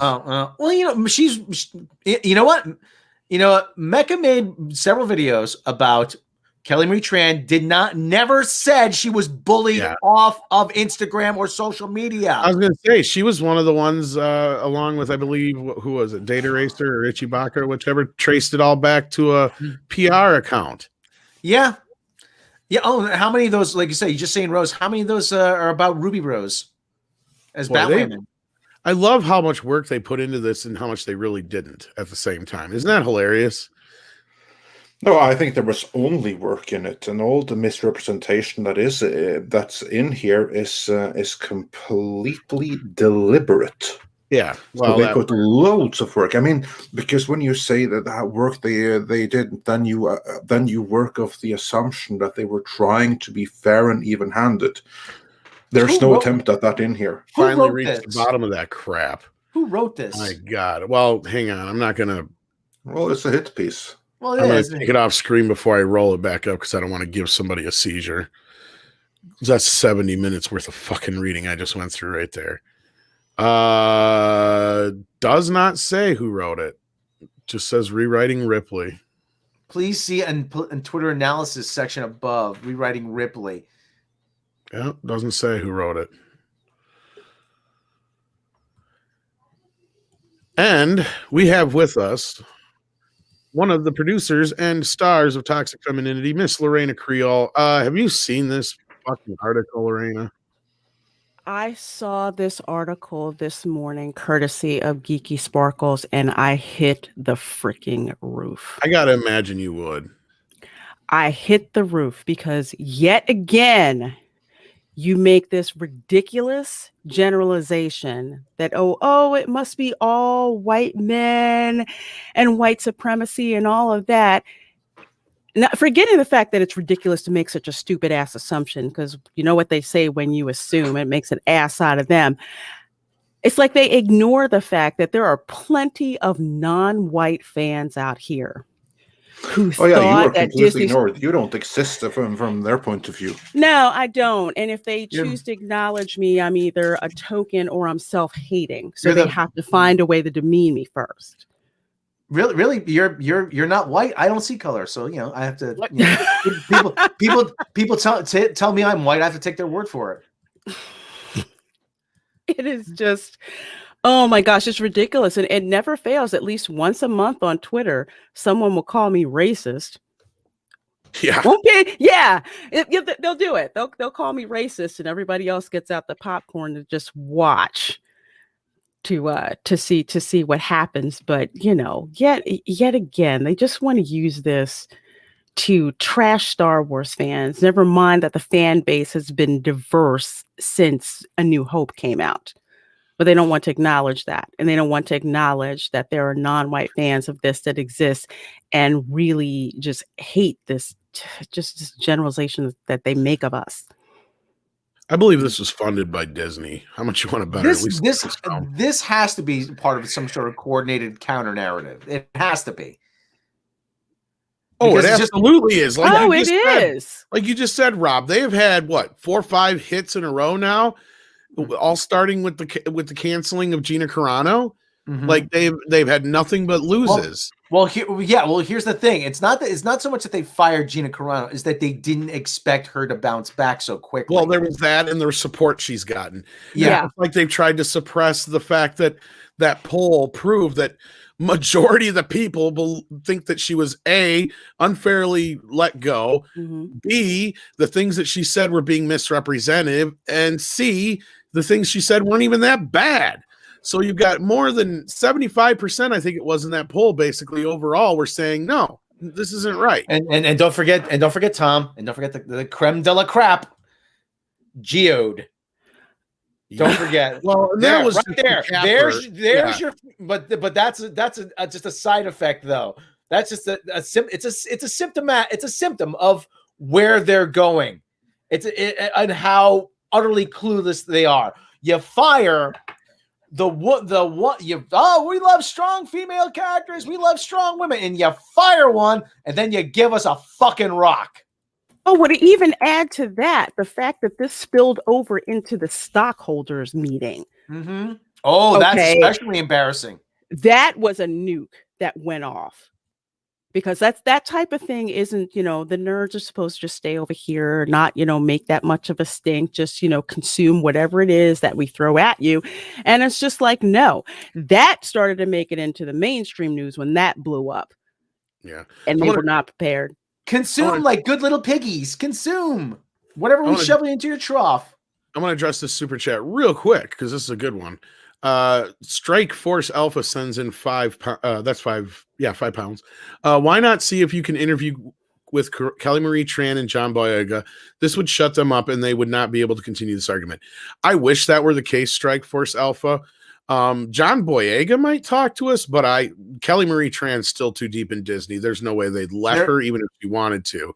Yeah. As far as the other side of this, as much as I would love to think that would work, we've interviewed people like Nicholas Myers and stuff when it comes to like the Star Trek community, and that didn't do like nearly as much as you would think. I'm not saying it wouldn't be worth a shot, but I don't know if it'd have the effect that you'd hope for. Well, I don't know about John Boyega, but Kelly Marie Tran's probably still locked down by NDAs.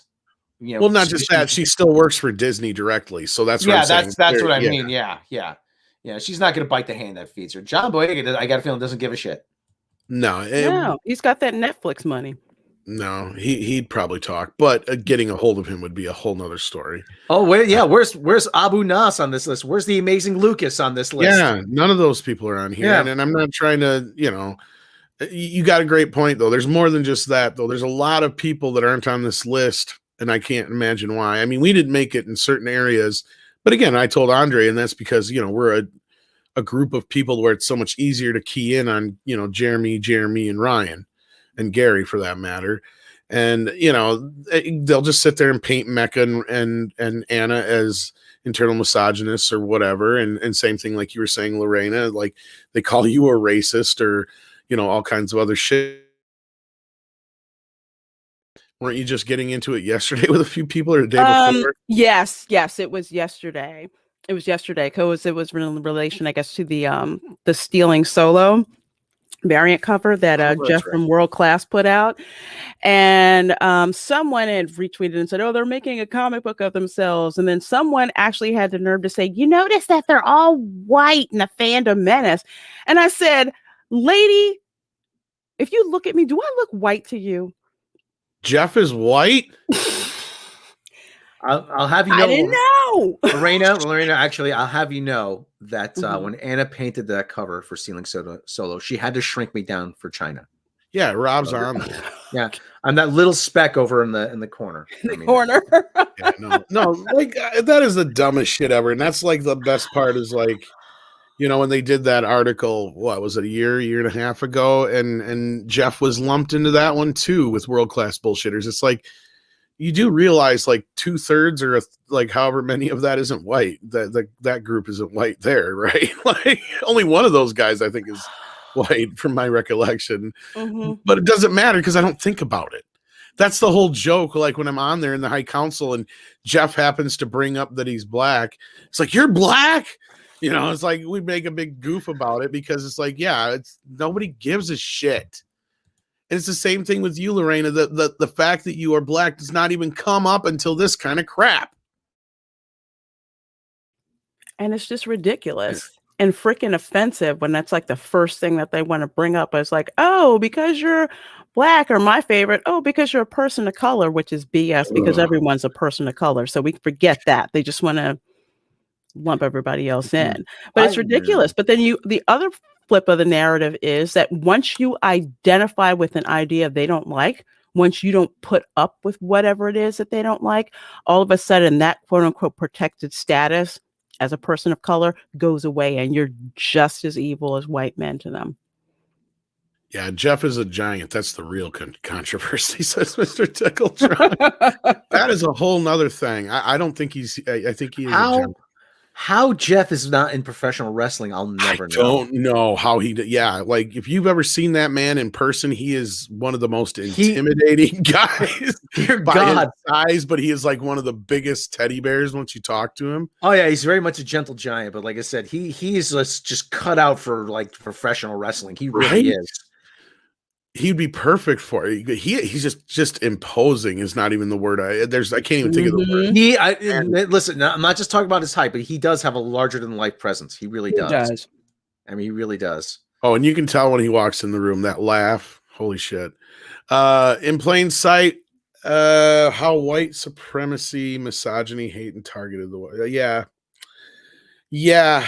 I'm not surprised. I predicted this shit. And it's not so much how they targeted Star Wars sequel and won, and that's the thing, is that we had an impact.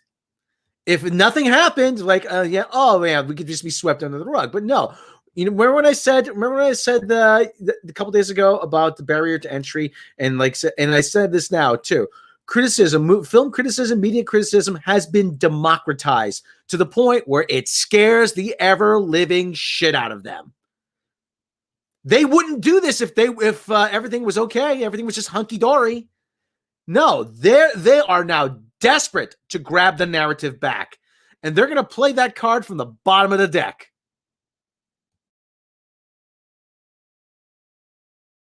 Yeah, pretty And much. I think that is what this is all about. That they want to get the narrative back, and the only way they can get it back is to put a completely false alternate article and narrative out there.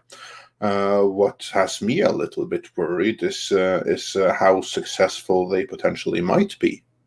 Because again, these are just accusations, and as you all know, you are right now guilty upon accusation. Innocence must be proven, not guilt. Like not saying that's a good thing, but that's how it is. You think you're going to shame me? Really? You think you're? Guess what? I have no shame. Okay. Okay. All right. So there you go. Indeed. I've performed. I've told jokes that have bombed in front of a room full of 100 drunk people. So okay, listen. So yeah, so I've dealt with hecklers before. Well, let's be clear. This thing has probably been in development or whatever the fuck you want to call it for quite some time, way before Gina. But what Gina was. Well, let's put it this way. From Gina to Geode is what spawned the release of all this shit right now, is what I'm thinking, like the timing of that part. But the rest of this is something that's been in the works for a while. And this is something I've been warning people about. This is what they've been doing. I mean, of course, we're all well aware of it. But I've been trying to say it almost like, we're all doomed. Like the guy from Friday the 13th trying to let everybody know that this is coming. They are going to do this. And it pisses me off to no end because I mean, look, especially as us here, like this whole political side of this is what's been pissing me off from the start. It's what got me involved in this. I mean, that's why I'm so glad to be a part of Midnight's Edge, is because the politics are not a part of our identity here. And that's the great part about it. And I mean, for those who do choose to bring that up, I don't even see that as part of their identity. I don't even see that as part of Ryan and Jeremy's identity. Even though Jeremy's probably one of the more outspoken ones on his politics, and he does not make it difficult to get along with him if you aren't a supporter of the same politics. That's the other side of it that I don't understand. You don't see him trying to recruit anybody, and that's what this whole thing is about. That's what it's trying to paint us as like a recruitment group.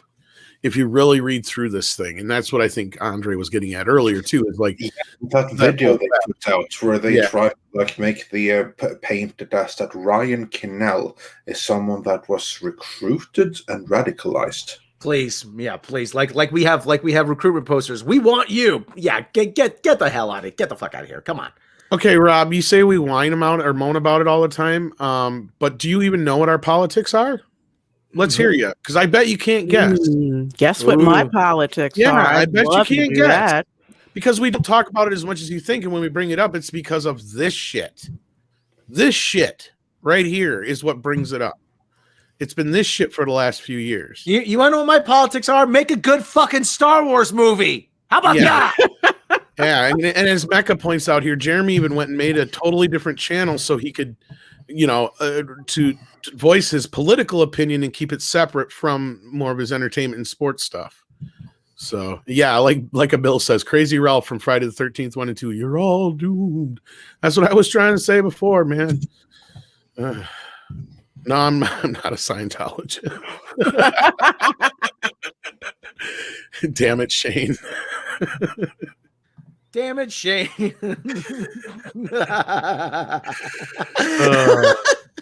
got PJ. How you doing in the chat here? PJ? Who's PJ? PJ of Orville Nation. PJ? Oh, yeah, PJ. Oh, yeah, okay, PJ. Sorry, I didn't make the connection. I'm like, PJ Harvey? Really? There's a few PJs actually. But yeah, no, this thing, that's all it is. It's oh, you still want your shirt brightest day? I should make one. I ain't heard back from Shane, so I guess that's all mine now. I'm a Wiccan. No, not close. Rob already said what his was, so if you were paying attention, but no, nobody pays attention to me. I'm used to it, so that's okay. But that's not what this is about. I'm telling you right now, we have huge problems. We have huge Huge problems. Okay. So, okay. Andre, so you've been a little quiet during this thing here. Yeah, look, I've been looking over the article and seeing a little bit more what it's about. And to me, it seems a lot like it's the rewriting Ripley thing. And if they are working with Disney or not, I do not know. But it looks like it's a way to, one, try to cancel everyone who doesn't think like them, especially those that they can misrepresent.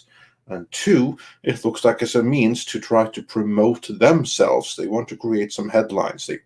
They want to create outrage. They want to create that all these channels that are being mentioned, I think they want them to do videos and stuff on them, giving them loads and loads of attention. Because rewriting Ripley is, and I quote now, a podcast on feminism and fandom in the age of social media.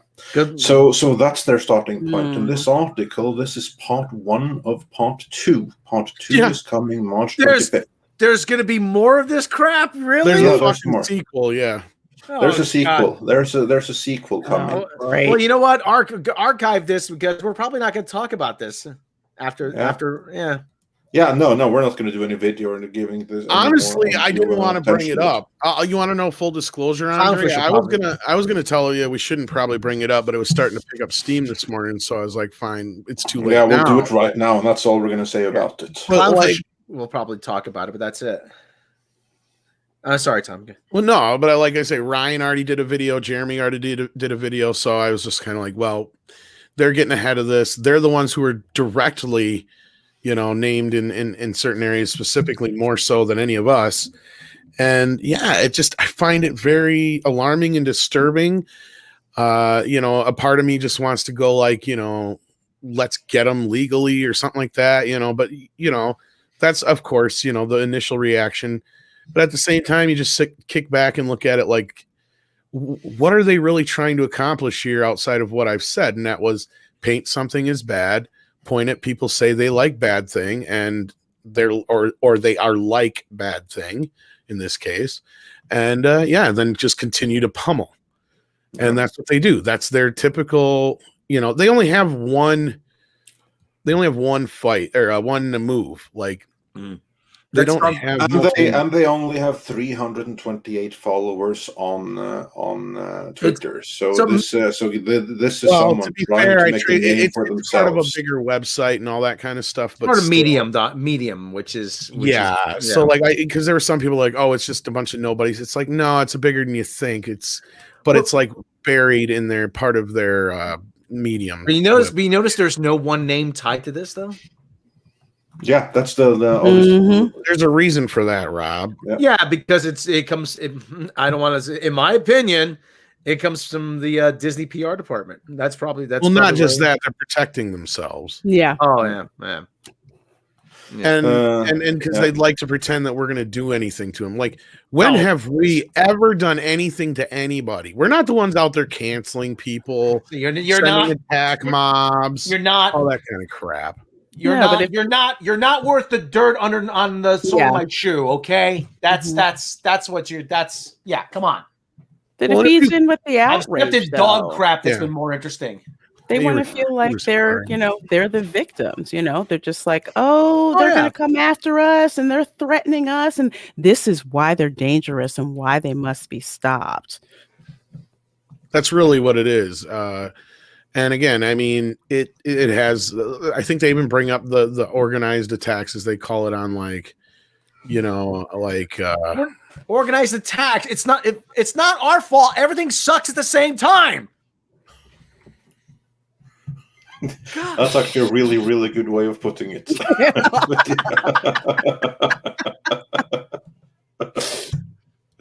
Yeah.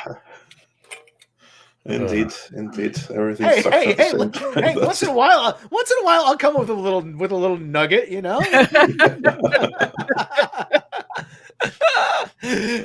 Listen, you've been dumping shit. You created this shitstorm. You fired Gina. Yeah, like you said. What did you? Oh, motherfuck! I can't even focus anymore. Keep Rob out of court. No, you don't want to see me in court. No. That's probably the worst place. Worst place for me. I'll be like Larry Flint. Do you swear to tell the truth, the whole truth, nothing but the truth? So help you God? No. With that, though, let's run through a few super chats to see what you all have to say about this. I'm just going to get back to where we Well, and that's where I've said before is like, I know there's, the whole thing on the Disney YouTube and Star Wars YouTube right now, but even if you go there, what are we doing to hurt anybody? All we're doing is thumbs downing, and I've seen that lovely quote over and over and over again. And as I pointed out to people, that's the best way we can keep getting that message out there. Yeah, but I do believe that that's microaggressions. They can only be responded to with macroaggressions. I believe Tim Pool said something along those lines. Well, they can only be responded to with macroaggressions. Well, like Gina said, they will only respond to an emotional, or they need an emotional response to an emotional reaction. Well, I'm saying it's about time we start giving them a little bit of what they want, and they ain't gonna like it. But that's just me. They already don't like it. They already don't like it. But it's like I said, Well, to me, I've already said it. The gloves have come off a long time ago, but I'm just behaved because Andre's got me on a fucking leash. This is I hope you enjoy it because you're gonna stay on it. So really, this is like an old, they're like coming out. It's like, this is an old school hockey fight where you pull the guy's head over the jersey over the head and you just keep beating on them until they're on the ice. I mean, hey. For people who don't get the sports metaphors, look up old school hockey. So Paulie. Hey, sure. Shane wrote this. Damn it, Shane. Oh my gosh. But Shane's a prime example of what we're dealing with here. What did Shane do? Shane came in and conflated an entire ordeal that had nothing, that wasn't even real. It was a bunch of fugazi, and that's what they're doing here, is creating a bunch of fugazi out of a few people's political links. And because of said political links, they're painting said political links as certain thing. And I think that's the core of the issue, is like when you go through this article, which is just so fucking extensive, even though how much bullshit is in it, it's astounding. But like, that's really the big thing they're trying to tie it to, because they start bringing up every last thing they can about anti-BLM and the insurrection at the White House and all that kind of crap. I mean, everything and anything they can to tie it to. When did we talk about that? We never have, and I don't even think anybody mentioned in this entire article ever did. But they drag it up because they have to find some kind of way to drag Black people into using this. So they dredge up BLM. It's every Black person is on board with what BLM is about. And it's not even germane to the discussion, but they have to bring it in there anyway.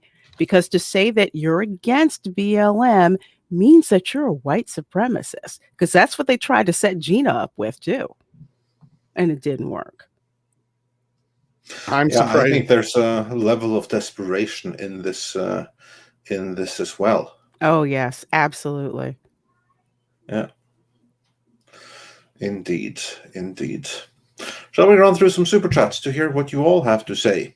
Let's do that. Max starts off with this topic saying, as a woman, these pieces of garbage don't represent me or my views. Shameful, toxic people. And they call us toxic? BS. Indeed. And Stephen Otten comments on the article saying, 70 minutes? Don't these a-holes have editors? I feel sorry for them, that they are so frightened and see hate everywhere. It is truly a cult. Vault Kobold says, just a money grab for hate clicks by a new podcast. Want to support something good? Check out the Havoc mailing list on IGG. Shameless chill. Yeah, check out that. Nitsevich says, fade in. She has to go. Jon Favreau and Filoni to the front. On her way, take Jar Jar trash and Kurtzman garbage out too. Fade out. Mr. Tickletrunk says for 10 Canadian dollars, thank you so much. This article is a glorified blog post about the far left conspiracy theory. My gut says Ryan's the current target because of the Geeks and Gamers Snyder Cut charity event for internet clout. Mark my words. Well, again, this is something that's been worked on for a while, but don't think the timing of this isn't something to do with a lot of that kind of crap. Just like the firing of Gina Carano, or at least the leaking of it to the press, I have a feeling was completely timed to try and sabotage Drunk 3PO's charity stream. Yeah, it wouldn't surprise me because they are very, very well aware here. And Nietzsche says, love you guys. You are doing good work for us fans. Oh, thank you.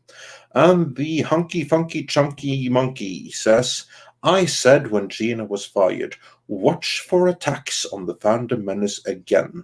Much used tactic by Lucasfilm. Paid hit pieces and sock accounts coming up with bull statistics. Indeed. Well, that's Slade a lot. Wilson. Yeah.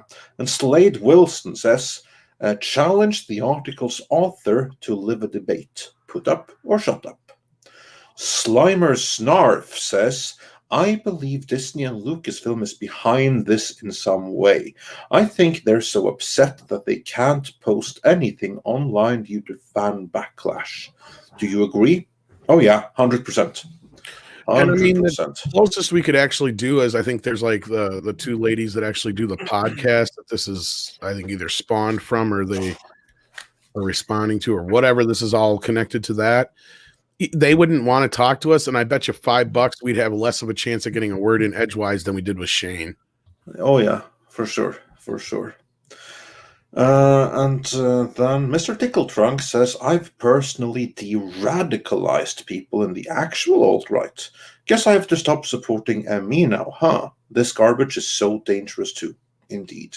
Mags says for another $5, the more lies you repeat, the more they come true for the mob. This is all done on purpose. Indeed. Hypergiver 2 says, I gotta give Crazy Kathy credit for one thing. Because of her mismanagement of the brand, I was able to divert my Star Wars money into my Gundams. There you go. Yeah, there you go, indeed. We got Paulie joining us. Hey, Paulie.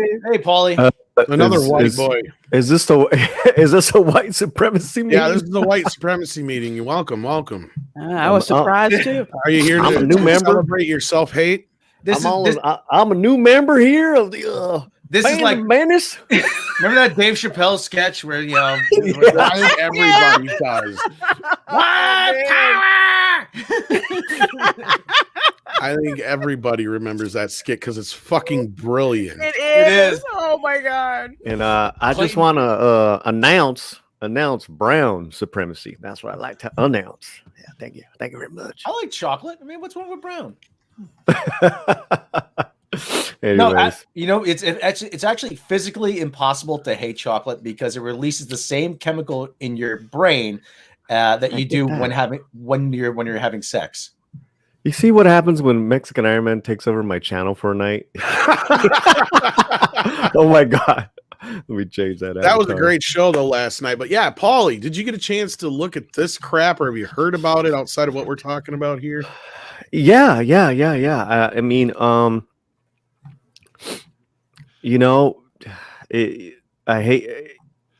first of all, I got my favorites as far as like, as far as the big YouTubers, but I respect them all. I might not agree with them all, but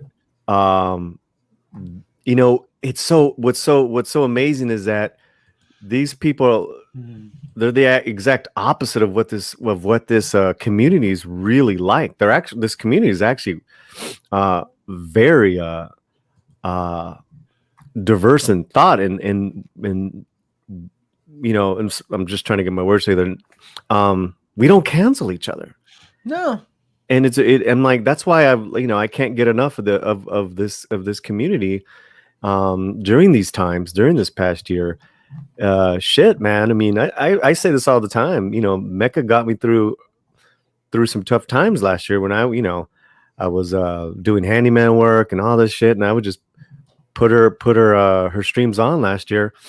You know, this is really upsetting. This is really upsetting. And on the flip side, and Tom and Andre are good about this, is like, you know, we got to show a united front.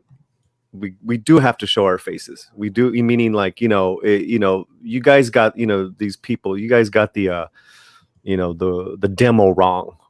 We're white, we're black, we're brown, we're Asian, y todo, you know, toda la gente, man. We're like, you know, we are the real color, United Colors of Benetton. We're Benetton.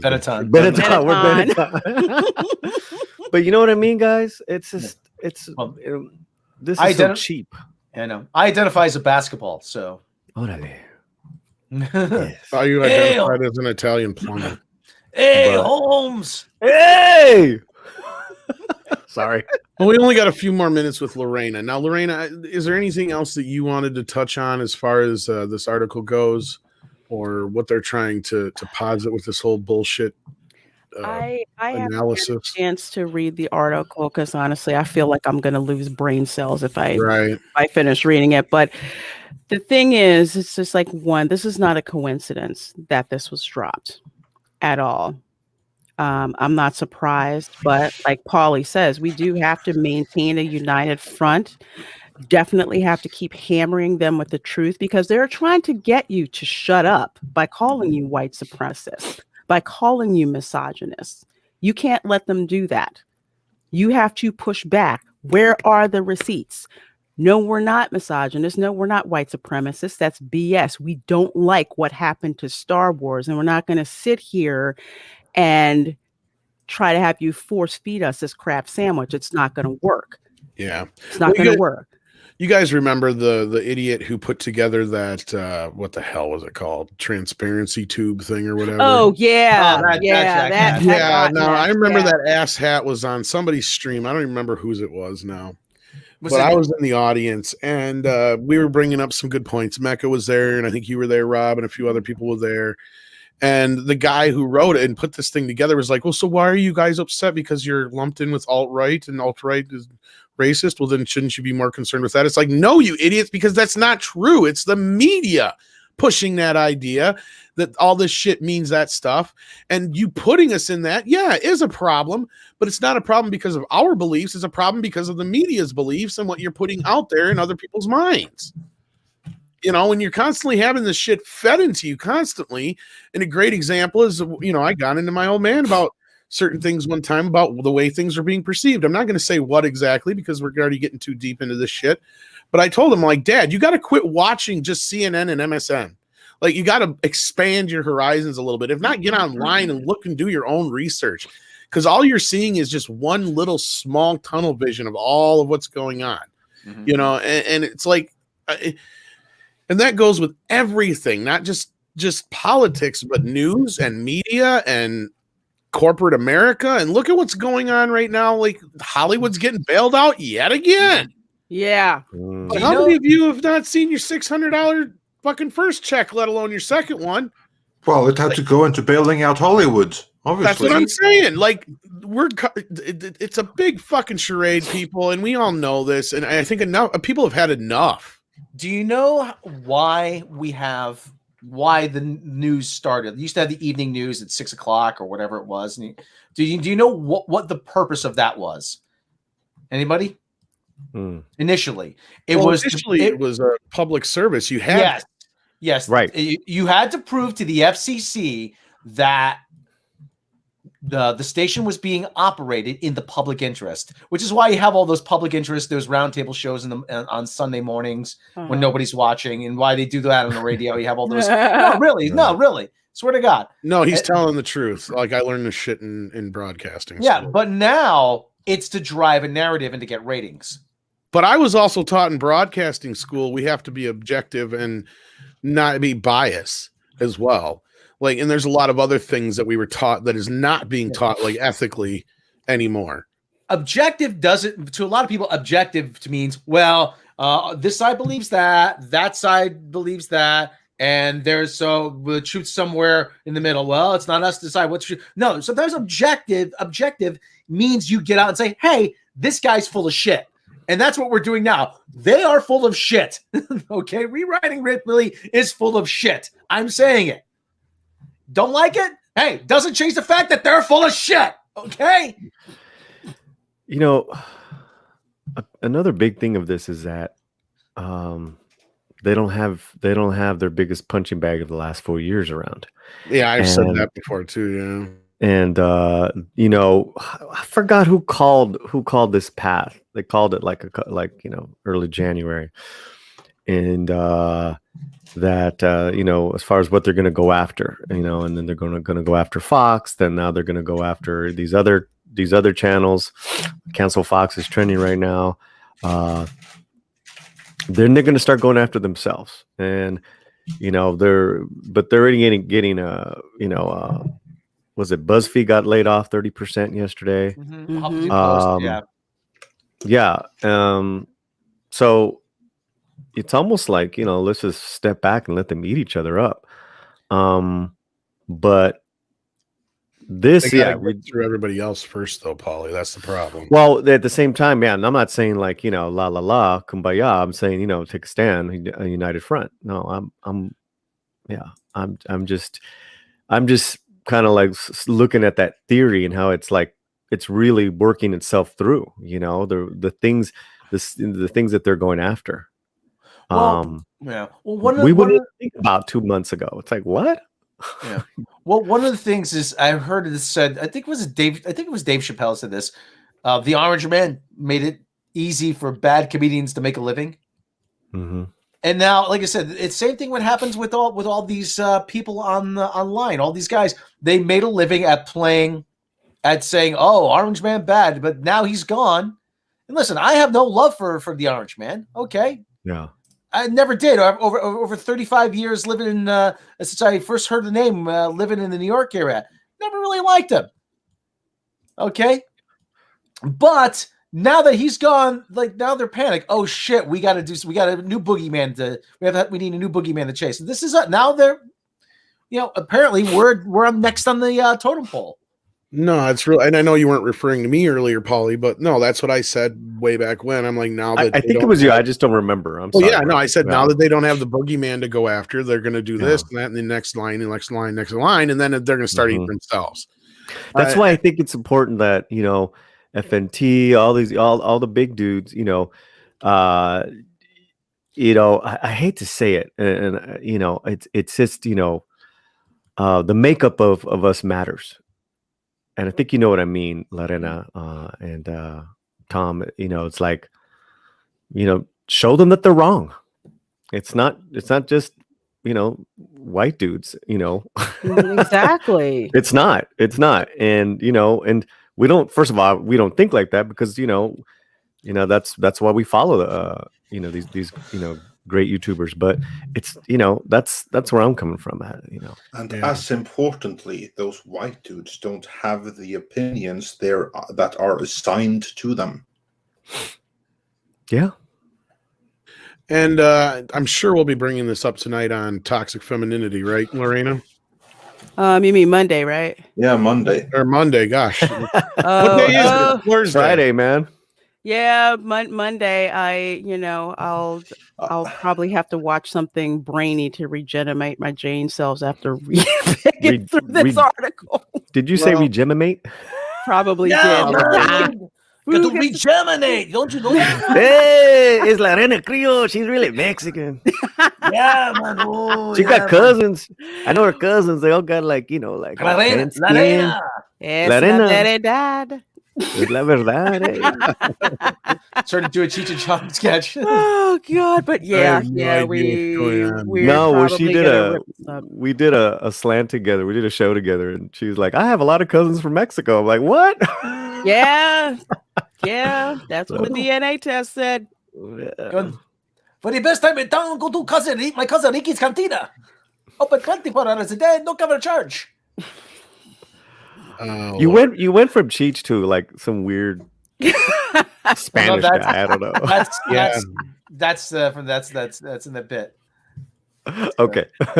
Oh, but yeah, we are most likely going to destroy this on toxic femininity on Monday. On Monday, yes. It's Mhm. Thursday for me. I never know. Oh. I'm sure that Yeah, we're FNT is into- going to be a hoot tonight. Oh yeah. Yeah, I'm Oh, sure. man. Well, Oof. I'm sure it'll come up, and I'm sure we won't have Um, we'll have something to say about it. mhm. Mm. I'm hoping. Let's move on with a couple of super chats because Let's- Lorena, you had Did we have to let Lorena go though leave, first? Yeah, I have to drop out, but glad I could drop in Thanks for because hopping in. oh man, this pissed me off. Yeah. Oh, so everyone have a great rest of your day. Mhm. Thanks for watching. Please do hit that like button, and I will talk Mhm. to you all soon. All right, see you, Lorena. Okay, Bye, bye. Take care, Adios. Then let's continue with super chats. please. Mr. Tickletrunk says RMB is now connected to that. Guilt by association. I didn't see his name mentioned, but I'm sure it's plausibly in there somewhere. And I didn't see it either. But yeah, but somebody whose name who was mentioned and was one of the centers of it all, Mr. Ryan Cannell. How you doing? Oh, I'm doing great. I'm feeling a lot of attention today for some random reason. I wonder why that might be. Yeah, You're even on our thumb. yeah, I know. Very I hope you interesting. don't mind. No, that's fine. I mean, No. it's out there. You know, I made the video this morning. And I can't stay for too long. I can only hop on No for a little bit, problem, but man. I wanted to come on and talk to you guys a little. I found out about this last evening at some point. And I was aware, I read the whole article, I watched the video where it very clearly tries to portray me as being radicalized. Yeah, that's the point that I made too. That it frames it as you're like some innocent kid, and then you saw these horrible people, and now you're a radicalized. Well, yeah.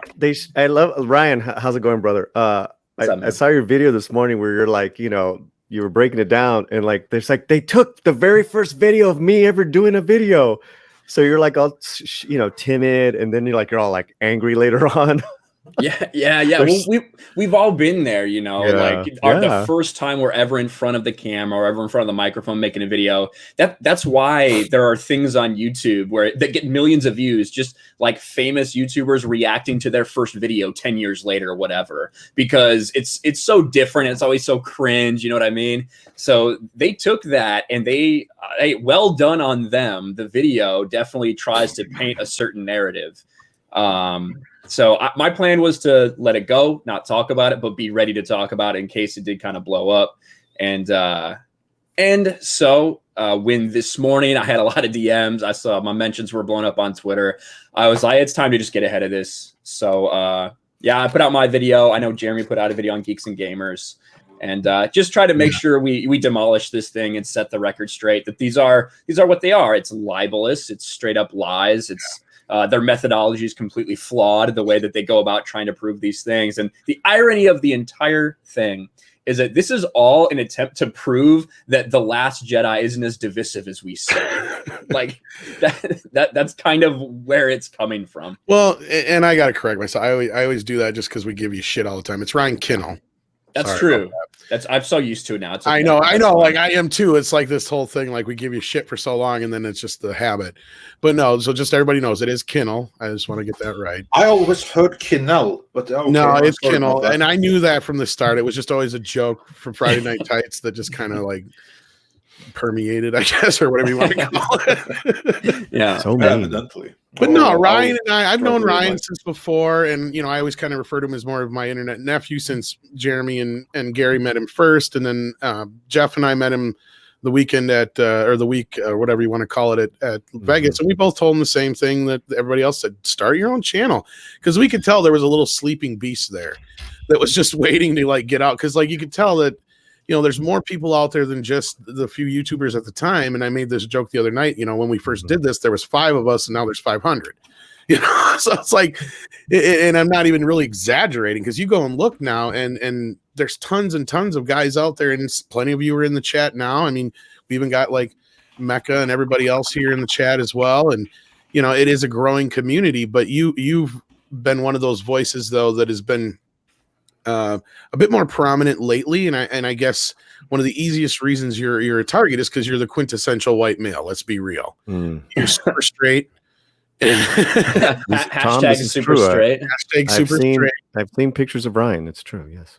Yeah, I mean, and I know that's why they same thing with like drunk, and we know why they go after him, because as we say, he's one of the best of us because he does all these other things outside of YouTube. So they want to tear him down. It's the same thing, and like Andre was saying, was like they're trying to paint you as this sweet innocent boy that was manipulated and if anything, you're probably more harsh than I. I know. I think I'm the one that's doing the radicalizing. To be honest with you, that's how I feel most of the time. That was what I was trying to get around to. It's like, if anything, like compared to some of us, you probably have the harder take. Like, please, Ryan and Tom. I mean, please make this a point, because as a supporter and a fan of Ryan for a while, Mexican Iron Man. As well. The truth is, you guys have a diverse following. I mean, people of all backgrounds love the shit out of you, Ryan. That's the truth. And we need to get that out as well. Because this is bullshit. See, now I'm getting mad. But I appreciate that. And Ryan's likable. That's another reason they're going. He is. He's great. I mean, yeah. Well, I think that like one thing a lot of people fail to really understand, one, I'm sure you guys' analytics are very similar to my own. Probably about half your views come from America and half of them come from other places throughout the world. You know what I mean? Kind of. So, so the idea that it's like, oh, well, they're trying to recruit for the alt-right and Steve Bannon and Trump and all these things. It's like, I guarantee you more than half of my audience, guarantee has no idea who Steve Bannon is. Same thing with Geeks and Gamers, right? Mm-hmm. When it comes to Jeremy at Geeks and Gamers, it's about much more than just Jeremy. Now I am a part of Geeks and Gamers, but there's also a lot of other people who have very different backgrounds and genders and sexualities, all these things that they typically like to paint to as typical identity politics, diverse, all of those things. And, we have Australians on the team. We have Canadians on the team. We have these people who have no care or desire or thoughts about American politics. And the idea that was such a focal point of this article is really just so short-sighted. Andre, how are we doing with that much coveted Guam demographic? I mean, were we hitting that? Yeah, that's like the funny thing. Like, as someone from the outside being like forced into it, like we try to stay on the out. Like, I don't even get a freaking vote, and again, neither does half our audience. What do you call people from Guam? The Guamish? Guamese. Guami bears? I don't know. I honestly and then we sit here and wonder how Rob hasn't been canceled yet. But I've been canceled more times than Family Guy. You kidding me? You're uncancelable at this point, probably. But no, I saw this morning, and like I said, I don't always agree with everything Ryan says, and we've had our disagreements about a lot of things, but at the same time, I see this and I'm like, I can't. No, they can't be doing this shit. And so like that whole like protective thing kicks in, and again, we weren't even really. I was going to tell Andre we probably shouldn't cover this until it just kind of blew up. Yeah. And like you said last night, you thought maybe the best thing to do would be ignore it. I think even a few other people have said that, but I mean, it's kind of gotten past that point. We can't really ignore this shit anymore because that's how we got here. I feel like. Yeah. I'm all about not addressing things that aren't relevant, right? To make them more relevant. But in this circumstance, you have this 200 follower, these two podcasters, right? That's what they are. That's the people who are behind this article. And, they put this out and it starts getting picked up by the people that hate us. All these retweets start being from these, these Disney Star Wars fans, these Disney Star Wars YouTube channels, all these people pointing, wow, you should really look at who you associate with. And then I wake up in the morning and that video is at, 50,000 views on Twitter. So and at that point, it is kind of outside the realm of, well, just ignore it. I thought at least. So, yeah, because there's like the thing that you can ignore. But what happens then is that then they got the narrative. Mm-hmm. They get to spread the narrative with no counter voice from those involved. And granted, we are only peripherally involved with this, extremely peripherally. But even so, this affects many of our friends, and then we certainly have to address it, such as you. And just look at this. Look at all these people that they're like trying to link this to. I know, and all the circles are like people that talk about Disney, Star Wars. I know. Yeah, it's such a conspiratorial. Like, the funny thing is, of all these people up here, of all these people that we probably mentioned, has been Ben Shapiro, just because of the Gina shit lately, and Posobiec maybe. How can you be a white supremacist if you're maybe, and Alec Jones jokingly? Tom, how can you be a white supremacist or whatever they're called, right? If you're Jewish, I don't know, but I'm not Jewish, but I'm. Yeah, I know Shapiro is, and that's the other thing is funny about this whole thing is I'm doing a real shitty job of white supremacist. Job. Tim Pool is half Asian.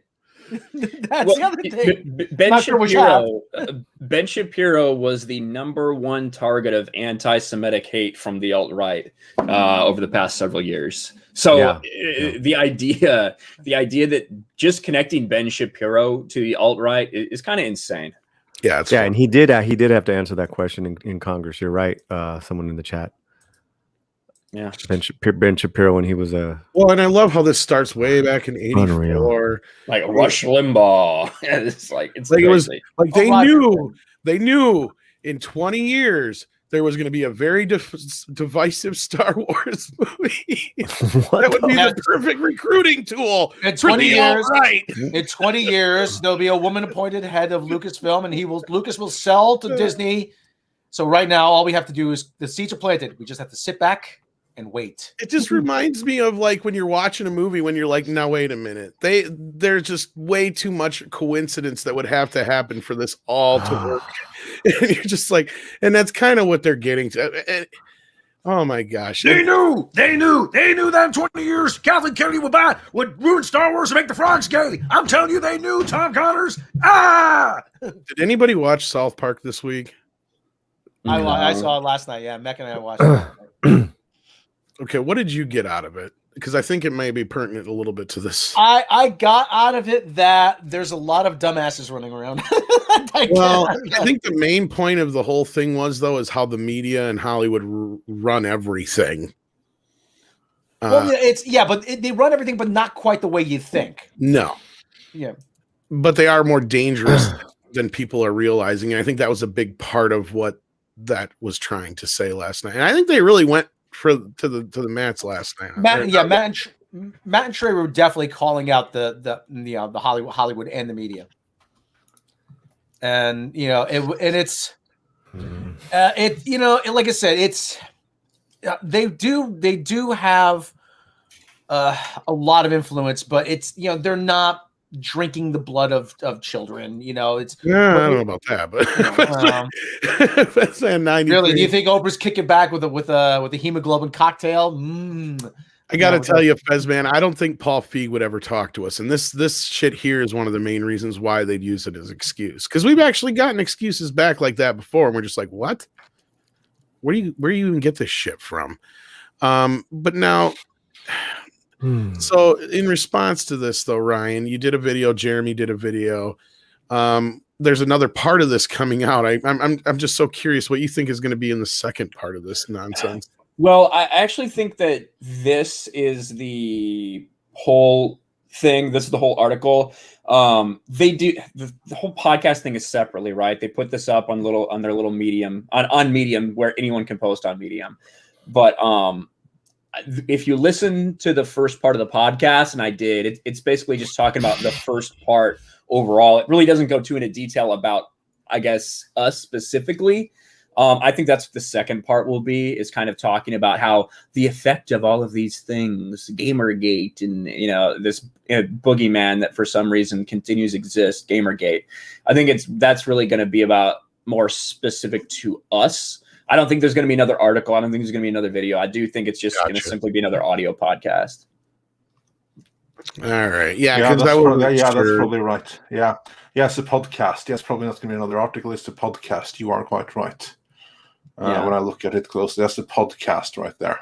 Yeah, and there's a lot of it to go. There's obviously a lot to talk about. It said 70-minute read. I think I jokingly said, I think the only people who would take 70 minutes to read it are people that still use Velcro on their shoes because they haven't remembered how to tie them. But it is a long article, though. It is definitely a long article with a lot of basically pseudo-intellectual points. It's what I call it because a whole chunk of it is dedicated to this is why the narrative that you believe about The Last Jedi is wrong. It wasn't that divisive. And they point out how, look, we looked at all the engagements of all these big tweets, and we found that the majority of them are positive for The Last Jedi. Yet on YouTube, the negativity is the thing that comes to the surface.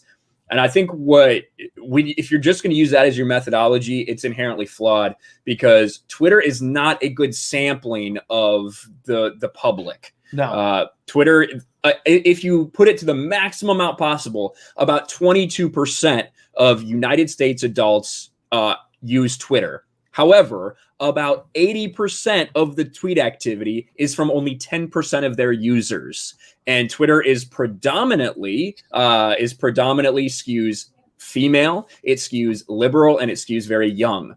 So it's not a good representation, whereas YouTube is used by 73% of US adults, and those are only the ones that have an account and are watching it while logged in. That doesn't count all the people that don't even have an account and don't log in and still watch channels.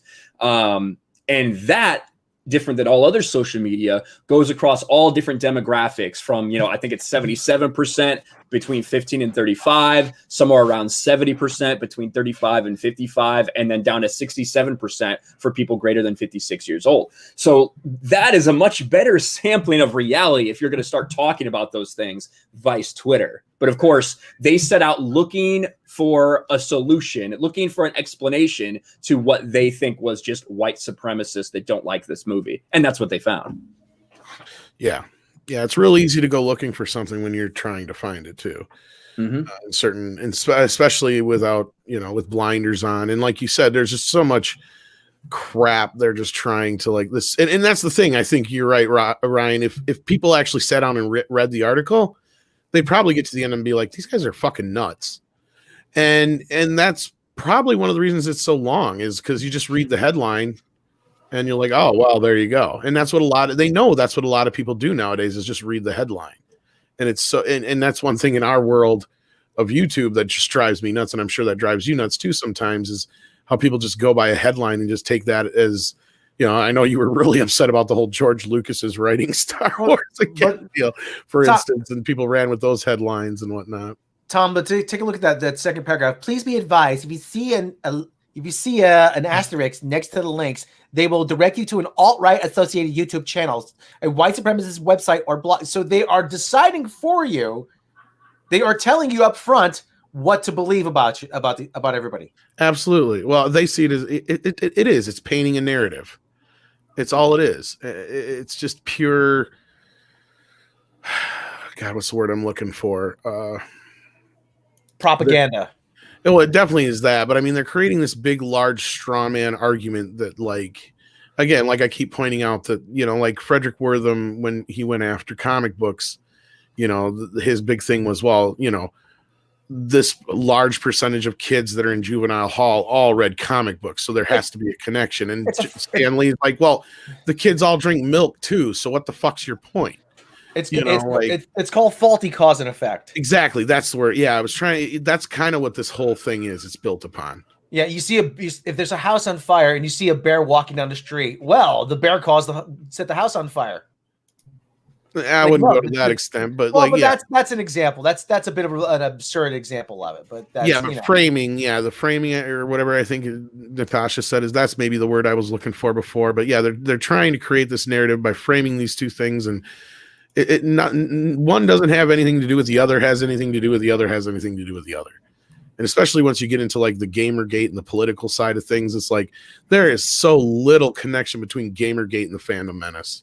It's not even funny. I don't understand why they keep getting lumped together. I don't know if you have any idea on that, Ryan, or anything before you have to go, or anything else you want to say about this, but Well, I think that they both get very misrepresented as to what they actually were. You know, they go over Gamergate in this, and do they actually talk about it? Do they actually talk about how the vast majority of people involved in Gamergate, it was very much a pushback against two things. One was this kind of circle jerk relationship between game developers and game journalists, not really giving, you know, the audience and the consumers the information they needed, but instead these kind of good deals that we see a lot in the entertainment industry as well between the mainstream media and these studios.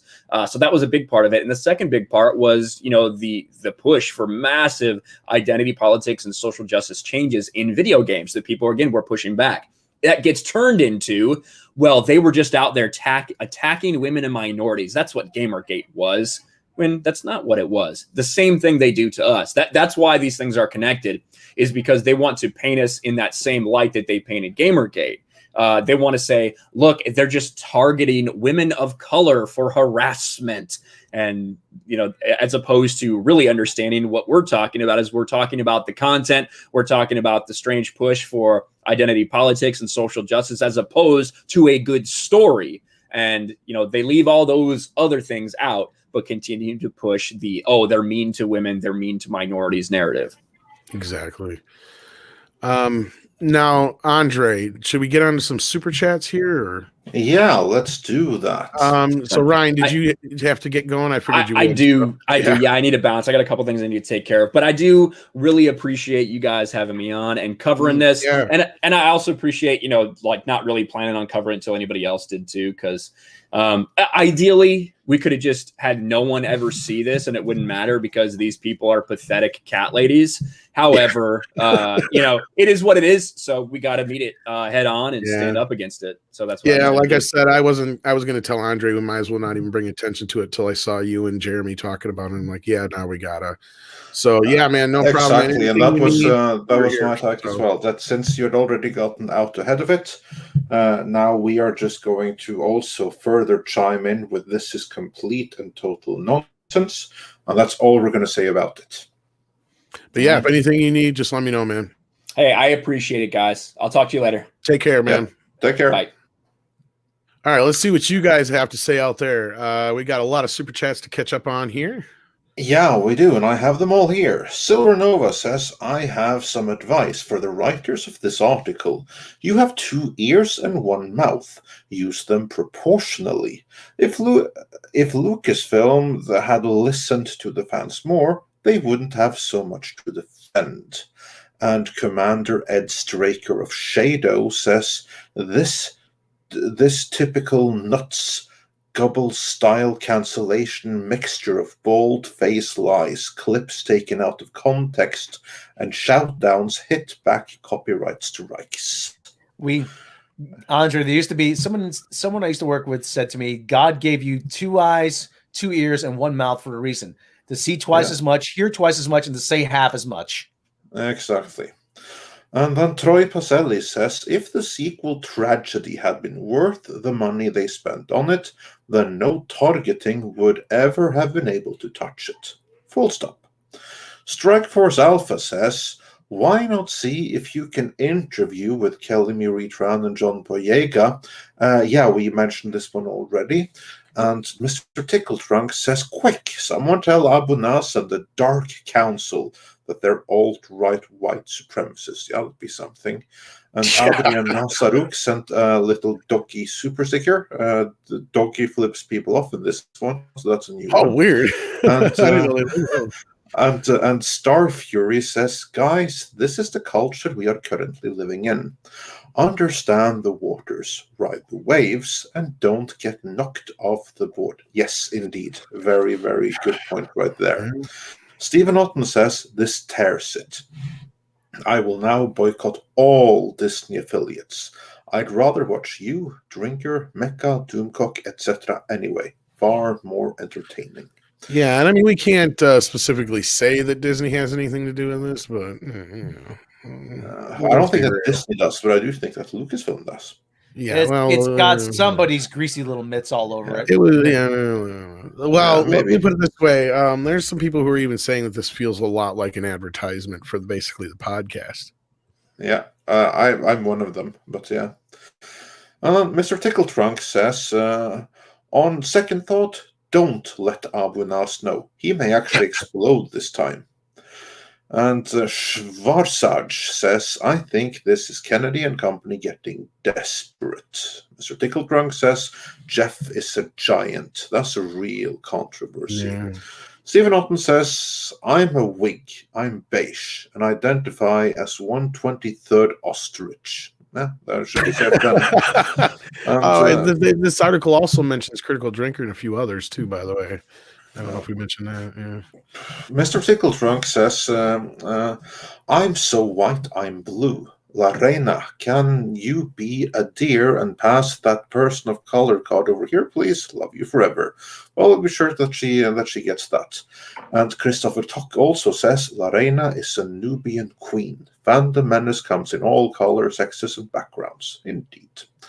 Praxium says, this article reeks of Lucasfilm plant and feels like a last-ditch effort, to be honest. If they weren't getting ratioed, we'd never see this. Orville Nation says, hey guys, I believe Alan Dean Foster's continuing mistreatment by Disney in part has also been because of his blunt criticism of episode 8. Yeah, don't underestimate that point. There absolutely may be something to that. A reminder to people, he still has not been paid. Yeah. Our interview with him is still up. I'm sure one of our wrenches will take care of that for you. If you haven't seen that yet, do check that out. But yeah, Alan Dean Foster still hasn't been paid residuals for all his work ever since Disney has taken over. Now, he had been paid for like work that he had done for Disney, but none of his classic books. So so check that out here. Natasha has shared the link for that. If you're after the show, if you want to do that, that'd be a good time to do so and get up to speed with what's going on there. Indeed. And Novo Branek has some very sobering words. Please take it serious. You got to coordinate with people on the list and make your own site to host your video. For reference, see Nebula. Time is short. And you may not be wrong. Like they have tasted blood now. So And Crazy, Like a Bill says, Crazy Ralph from FF13 and 1 and 2. You're all doomed. Yeah. Rob Altis says, they're trying to sabotage charity streams. That says more about them than us. Tiberius Monk says, for the record, I'd love to be a member of the Midnighters Army. What are your qualifications? I love Star Trek, Doctor Who, and Popeye's Chicken. Well, congratulations, you're qualified. And Taker 610 says, the Popeye's Chicken part. That was what it's like. So I've never tasted that. We don't have that in Norway, but I'm sure it's fun. So good. So good. And Taker 610 says, what do they mean by we won? We made Star Wars suck and fail? Yeah, that's the pretty. I don't quite see how they. I think they must be referring to Rise of Skywalker or Rise of Palpatine, because it walked back the Last Jedi. So I can imagine. Remember that video, like the end of Rise of Skywalker, when Rey and Kylo kissed. We won. Somebody goes, "We won." Then they turn around. No, I fucking hate Star Wars. I'm like, yeah, there's your. Well, not only that, you had a lot of articles going after us after the Rise of Skywalker, blaming us for that shit. And we're like, what the fuck do we have to do with that? Like we wrote the movie, yeah. Well, like they're like, oh, this was just because of your guys' response to the Last Jedi. It's like, no, that was JJ's response to the Last Jedi. Don't put that shit on us. Yeah, as I said before, the Rise of Skywalker and the Last Jedi are the world's most expensive Twitter fight. Like, and if you don't believe me, just look at the two. It's basically Rian Johnson go, oh, that's cute. I can make a better Star Wars movie than JJ. And then JJ's like, fuck you. You ruined my Star Wars movie. That's really all it is. Yeah, pretty much. You're not wrong. And Mr. Tickletrunk says, I'm a 1990s progressive. Haters can go eat a big one. I won't say what that big one is. That's up to those morons. And Nietzsche says, Disney's alt-right list, presented by the geniuses that brought you Geode. Yeah. And Noxu Cow asks, honest question, is Ryan paying these people? No, but for all the attention, he might as well be. And then Strike Force Alpha says, wasn't Walt Disney a Nazi? No, he wasn't. He did loads of motivational videos in the US, so no, he wasn't. Servant of God 777 says, they sadly won't fire KK without the optics being there. Also, yes, the timing is obvious to go after Drunk 3PO, among others. Yep. Spider Unlimited says, use Leslie Headland's skull to crack open coconuts. And Darius Münchhausen says, Transparency Tube, Part 2. Yeah, pretty much. And Larry Paculat says, just wanted to say that Andre should become the King of Canada CA. Thanks to Harry Failure and Hi Tom. Canada CA. Is there a Canada in California? Is that what Canada CA is? Yeah. Well, if they will bow down and submit to me, then yeah, absolutely, I'd be very happy to step in as a ruler of that. I'm sure Doomcock wouldn't mind me to viceroy that for him as well. And then Peppermint Oil Capsule says, we want good TV. They want to cancel people. Evil. Praxium has a quote for us. The greatest trick the devil ever pulled was putting Kathleen Kennedy in charge of Lucasfilm.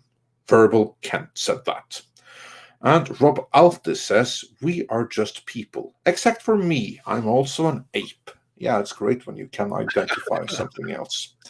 Stephen for those who don't know, says, he's got a Planet of the Apes thing for his logo. Oh. Okay. All right. And I was going to make an ape sound. Okay. Yeah, please don't. The only good human is a dead human. Get your stinking hands off. Was it get your hands off me? Paws off me, you damn dirty ape. That was a great line. Yeah. I'm a very big fan of that first movie. All the others, not so much, but that first one is pretty great. Actually, I would argue that all the sequels, I think they're overlooked, but we're not going to get into that discussion right now because that'd take us way too off topic. Yeah. And then Stephen Otten says, I found a second home here. For that, I thank you all. No, actually, thank you. Thank all of you watching right now, supporting us, who make this the home for everyone that it is. Let's hope that it can continue to be so. So, yeah, you may have to come to our support one of these days. But, Dr. we'll see. Yeah, he was indeed. And he knew his Falco, so that's also cool. Only find us there. Yeah. And David March says, contact Barnes Law. His firm is decided to fight these kinds of accusations. These people do not have the ability to fight back against good lawyers. Barnes Law, okay. Honestly, I don't see anybody really legally making any moves off this, but I mean, honestly, they're calling us alt-right when we are politically neutral. Yeah, I mean, I've seen this shit before though, and it's like, what road should you take? Do you continue to let people do this kind of shit to you? Because I mean, we didn't bring it up before, but I'm not even going to say who said it, but there was some other stupid podcast a couple weeks ago that called Az and I white supremacists as well, just because we happen to be bald. It's like, guess what? It has nothing to do with our supremacy. It has more to do with mall pattern baldness, my friend. So sorry about that. Which ironically is carried through the mother's genes. Well, if anything, I was going to say makes us less supreme. Oh yeah, and Mr. Tickle Trunk knows what I'm talking about. Yeah, and then moving on from there, Daniel Andor Pech says, "I'm reminded of the final scene of Starship Trooper. It is afraid. Keep hitting them. F&T will be lit. Oh yeah, I'm sure it will be. Oh yeah. Nitsevich says, now we're really no racists. We honestly just hate KK and her trash mob from our hearts for all the damage they did to Star Wars. And Mags says, FNT is going to be lit. Well, of that I am certain. And then we have the Fessman who said that you should get an interview with Paul Feig. That would be interesting.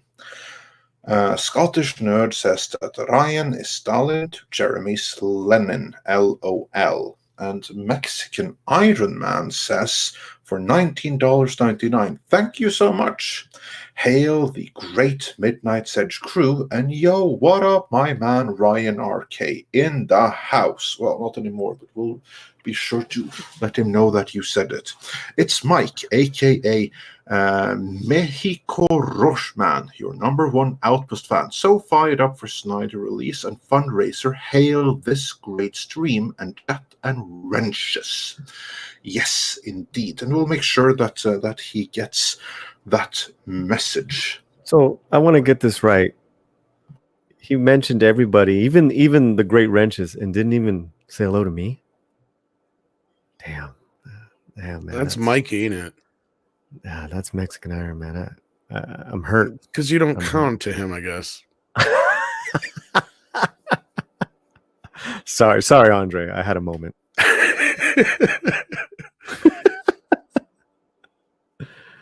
He's gonna be messaging you like, just give it a rest, Paulie. Yeah. Why are you going after brown on brown? Yeah. Oh, Dios. Surfshark is actually a VPN, Prince Andrew, and it can protect you from all kinds of bad things on the internet, and it also can open up doors to you on the internet as well. And you can check out Surfshark right now, and you can use our code Midnight to get a special deal. I'm sure the mods in the chat will share all the links you need for that.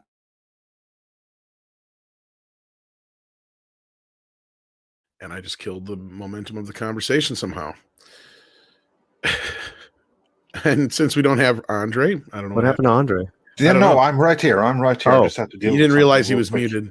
Yeah, here he is. Oh my God, serious. Told you. Hey man, you're the one. Hey, you're the one, man. Yeah. Okay. Well, we'll be sure that he gets the message. So, yeah. Yes. Now, where were we? Shall we move on with the super chats? Because then we had Harry Nice Guy who says, "My hope. It's just an April Fool that got leaked." I wish. Nightwish fan 1991 says, "Who do you want to get sued by? This company? Everyone."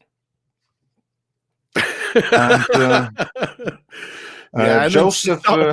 As I say, Sheldon Strahl actually brought up a comment in the chat that actually kind of goes with that. He says, I mean, the problem with suing for slander is that you have to show the economic loss to prove damages. But every time they come for you, it seems like you guys end up better off.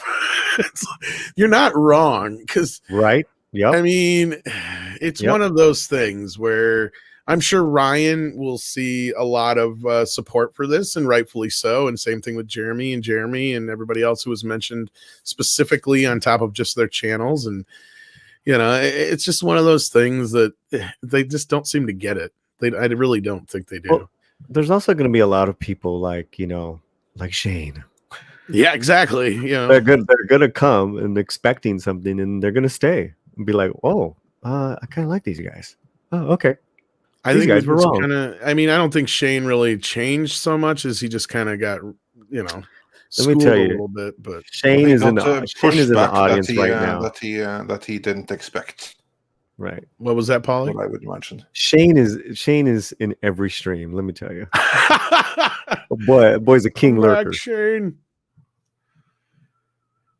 Oh Lord. For those who don't know who Shane is, check out our podcast on that. I'm sure we need a supercut of that still, Tom. I know. I have no idea what to do with it all. I'm getting the Mexican Iron Man.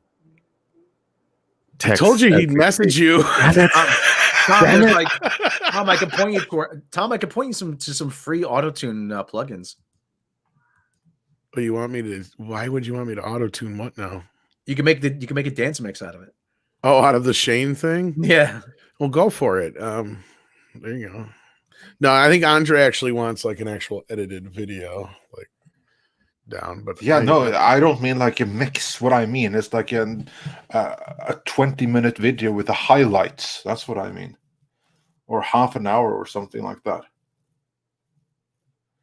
Instead of like the full 3-hour stream, because that has like no replayability, but like a 40-minute supercut. That's what I mean. But that aside, moving on, the next super chat was from Joseph Binovich, who says, I don't know, but doesn't sound like the beginning of communism. Think of history, just saying. Well, this is something else that hasn't happened before. So yeah. And the Burt says, Gamergate left trauma to SJWs. They see it everywhere.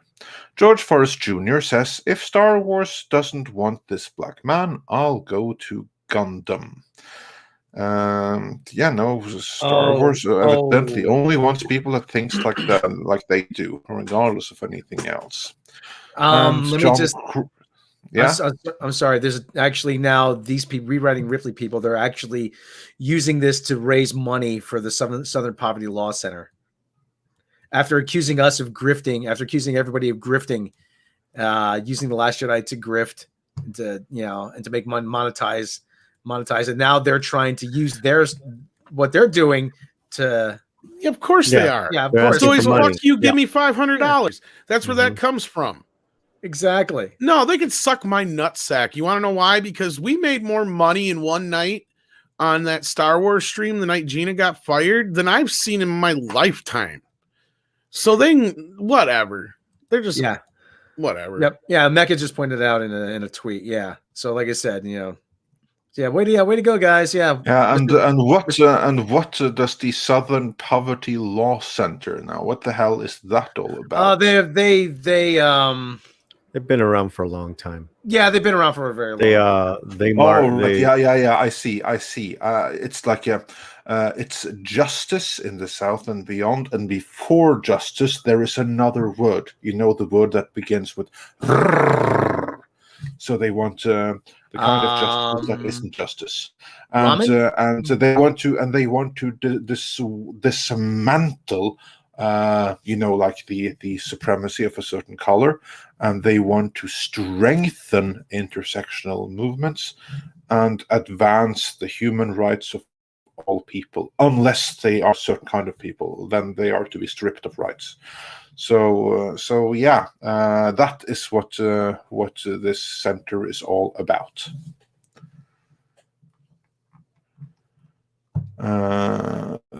Their name is kind of misleading there.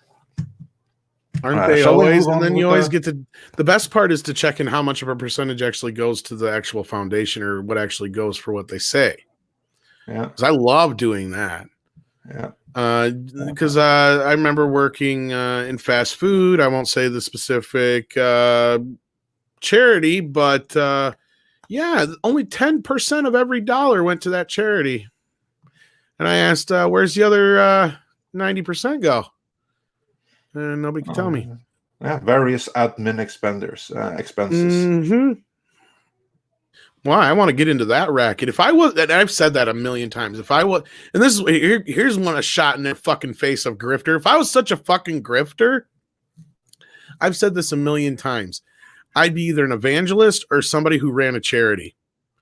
Because I'll tell you right now, some of the shit these charities get away with, if I wasn't an honest person, I would totally be ripping people off.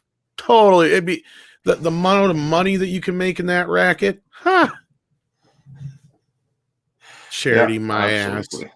Yeah, indeed. Yeah, there's nothing charitable about that cause at all. No, I tried to tend to. And not that I don't help out some charities, because we do through the channel here and there. But I tell you what, I make sure that what we're helping is legit shit usually. So, or it's something specifically somebody asked for us to do. Because otherwise, yeah, I'm very careful about that. Yeah, absolutely. So yeah, so that cause that they want to fund for charity is be very sure before you donate. Is all I'm gonna say to that. And then moving on. John Cross sent us $5 with no message, so either there was none or it was removed by YouTube. In either event, thank you so much. Brett Cohen says, Rob, I like that saying, yet I feel there, but the hole is a secondary mouth for some, hence the constant crap. One more time, it's like a little bit word salad here. Rob, I like that saying, yet I feel their butthole is a secondary mouth for some, hence the constant crapola that's being spewed out. Yeah, there you go. They have more than one mouth. To paraphrase Burt Reynolds, you better put some preparation H on your lips because you're talking out you know what. Well, and Tony says this kind of goes along with it. Problem is, even if you're gay, disabled, black, female, or other, you're still an enemy of them if you don't spout the correct anthem. And yes, that is very, very true. And that's why more and more gay, disabled, black, female, and or other people need to start standing up. The more there are, the less they can say, oh, it's just those few. You know, and that's the problem we're having right now is the more white voices there are and less other voices, the more they can just ignore us and throw us in these fucking groups like this, you know, and that's why it's important, why I do things like toxic femininity.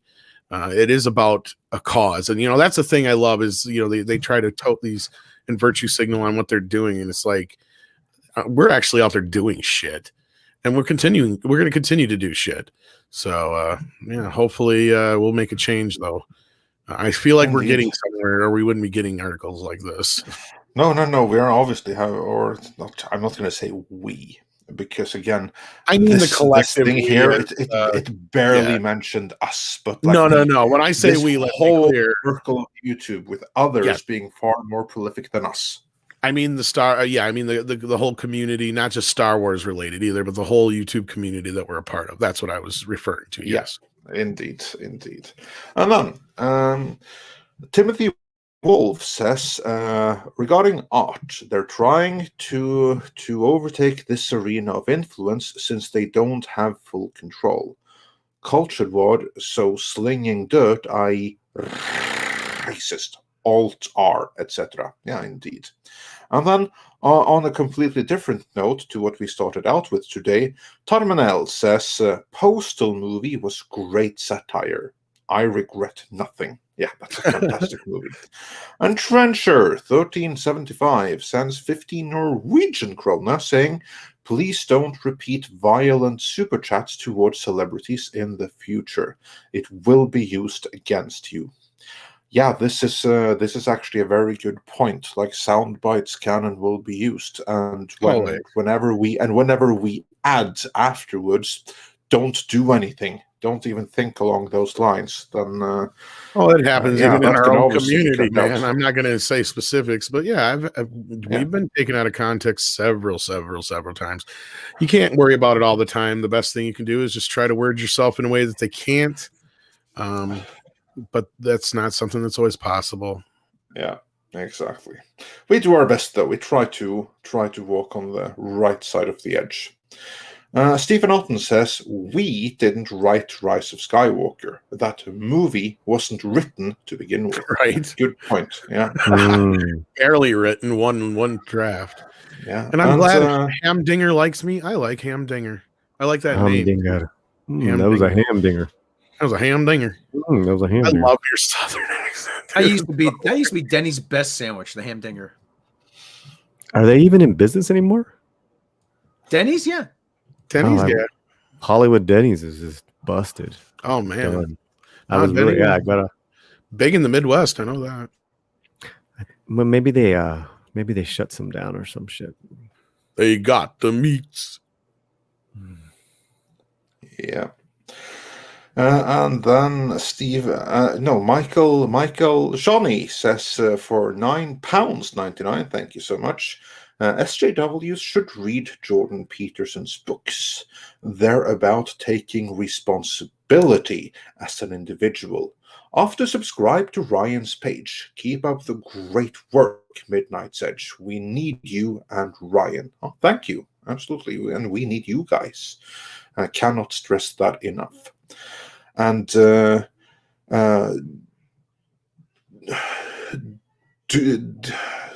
outsold me.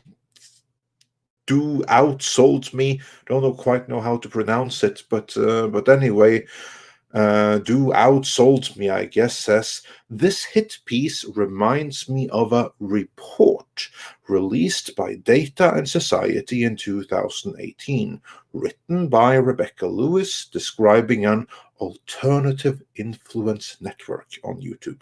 Check it out. Lessons learned in dealing with that one may be useful now. Okay, I shall check that out, because that's honestly new to me. I missed that one, but we will see what we can find out here. That may be very interesting. Mexican Iron Man says for another $9.99. Andre means like the videos we do at Echo Base, like we release segments of streams, etc., etc. I'll cut up for you guys to review. Anders, right? It will be epic. I think that must be like some text word. Anders is a completely different name. Oh, that's also a Norwegian name. So who offered that? Because we got Mexican Iron Man who offered now, Brightest Day, and who else? Yeah, that was Mike. That was Mike. Oh, okay, that was yeah. Mike. Okay, I thought he said. Yeah. I thought it was Echo Base. I didn't know if they were in the chat too. He helps them out with their channel. Oh, okay, yeah. They do great work over there too. If Mike can cut together a supercut of that whole ordeal, I'll buy you some Arby's. That would be fantastic. Would you stop talking about food? I know I'm fucking hungry. You did it last night too, and then you didn't come back to the after party. I had to go get food. No, but the after party, we totally were there for 2 hours. And oh, really? I ended up coming back and watching a little I watched the South Park thing while I was eating. Oh, yeah. And then Romy had left me 2 chicken wings, and they were like small as shit. I was like, what? like what? That was funny. You get? That's what I know. Now I want to go get some McDonald's. Yeah. Damn. All right, kids. What do we got left for super chats here, Andre? Yeah, we are starting to get caught up. Mr. Tickletrunk says, little known fact. Every time Andre rolls his R's, an angel gets its wings. So, yeah, awesome. Many angels will be forthcoming today then. And Christopher Tock says, the Human Fund. In reference to something, I'm sure. And Miguel Hernandez says, Howard Beale said television was the most awesome propaganda force in the whole world. He spoke too soon. It's social media. Yeah, indeed. And in 50 years from now, it may be something else. But right now, yeah, that's where that's.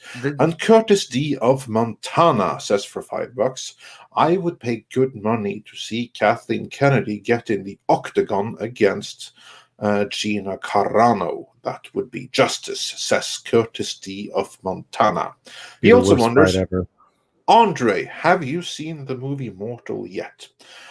I haven't even seen any movie in 2 weeks, period. That's how little time I have for movies. Mortal Andre's is on my list, but you have to give me like 6 months to get around to it. I'll watch it at some point. But, Andre's house just blew up, so yeah, kind of.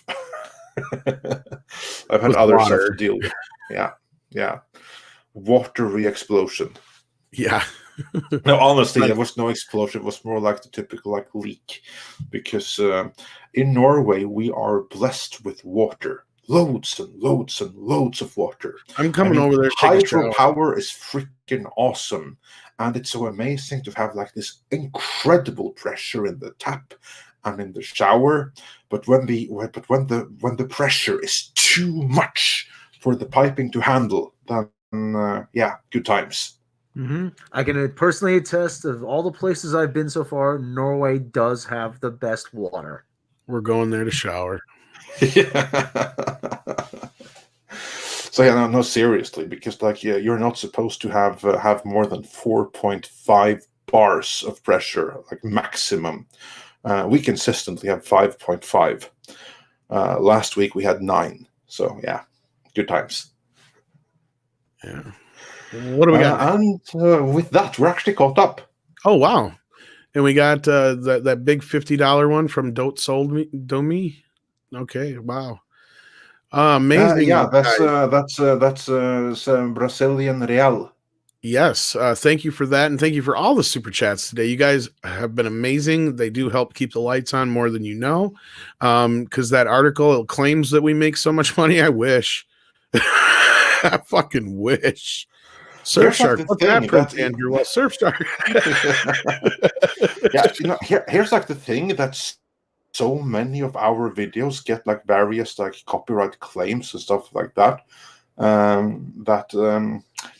wish that we got what they accuse getting. Why we use Surfshark? Besides, we actually use it, but I mean that's why we actually advertise with them. Otherwise, we had a long discussion about whether or not we were ever going to do that kind of stuff, and we made the decision as long as it's something we use and we could get behind, then we'd actually promote it. But that's why we far and few between.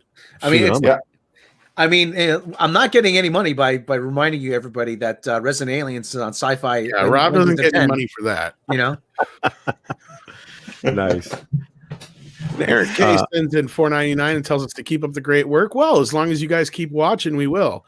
And Maggie, of course, I have not forgotten. We will get there. I love this. I don't know what's next if we're wrapping up. I love we're getting there. Yeah, what's up? To your community for just embracing the Latino slant and for coming. You saw a lot of your people were there at our fundraiser. And Andre, Rob, Tom, thank you so much for being so gracious to the Latino slant, and to the chat. You guys were amazing for donating. Much love. I just wanted to give you guys a shout out. Thank you. Really appreciate that. And that's very easy when you have such great content. And again, that's what we're all about. Unlike what we are accused of, we are truly diverse in thought, most importantly, and everything else. Oh yeah, everyone, I mean, and we value different opinions. And we raised money last night for a pretty progressive nonprofit, I might say, in Central Texas that does food boxes, but among other things. But the great music, you still have that up, right, to where people can go check it out. Oh yeah, it's on the splash page.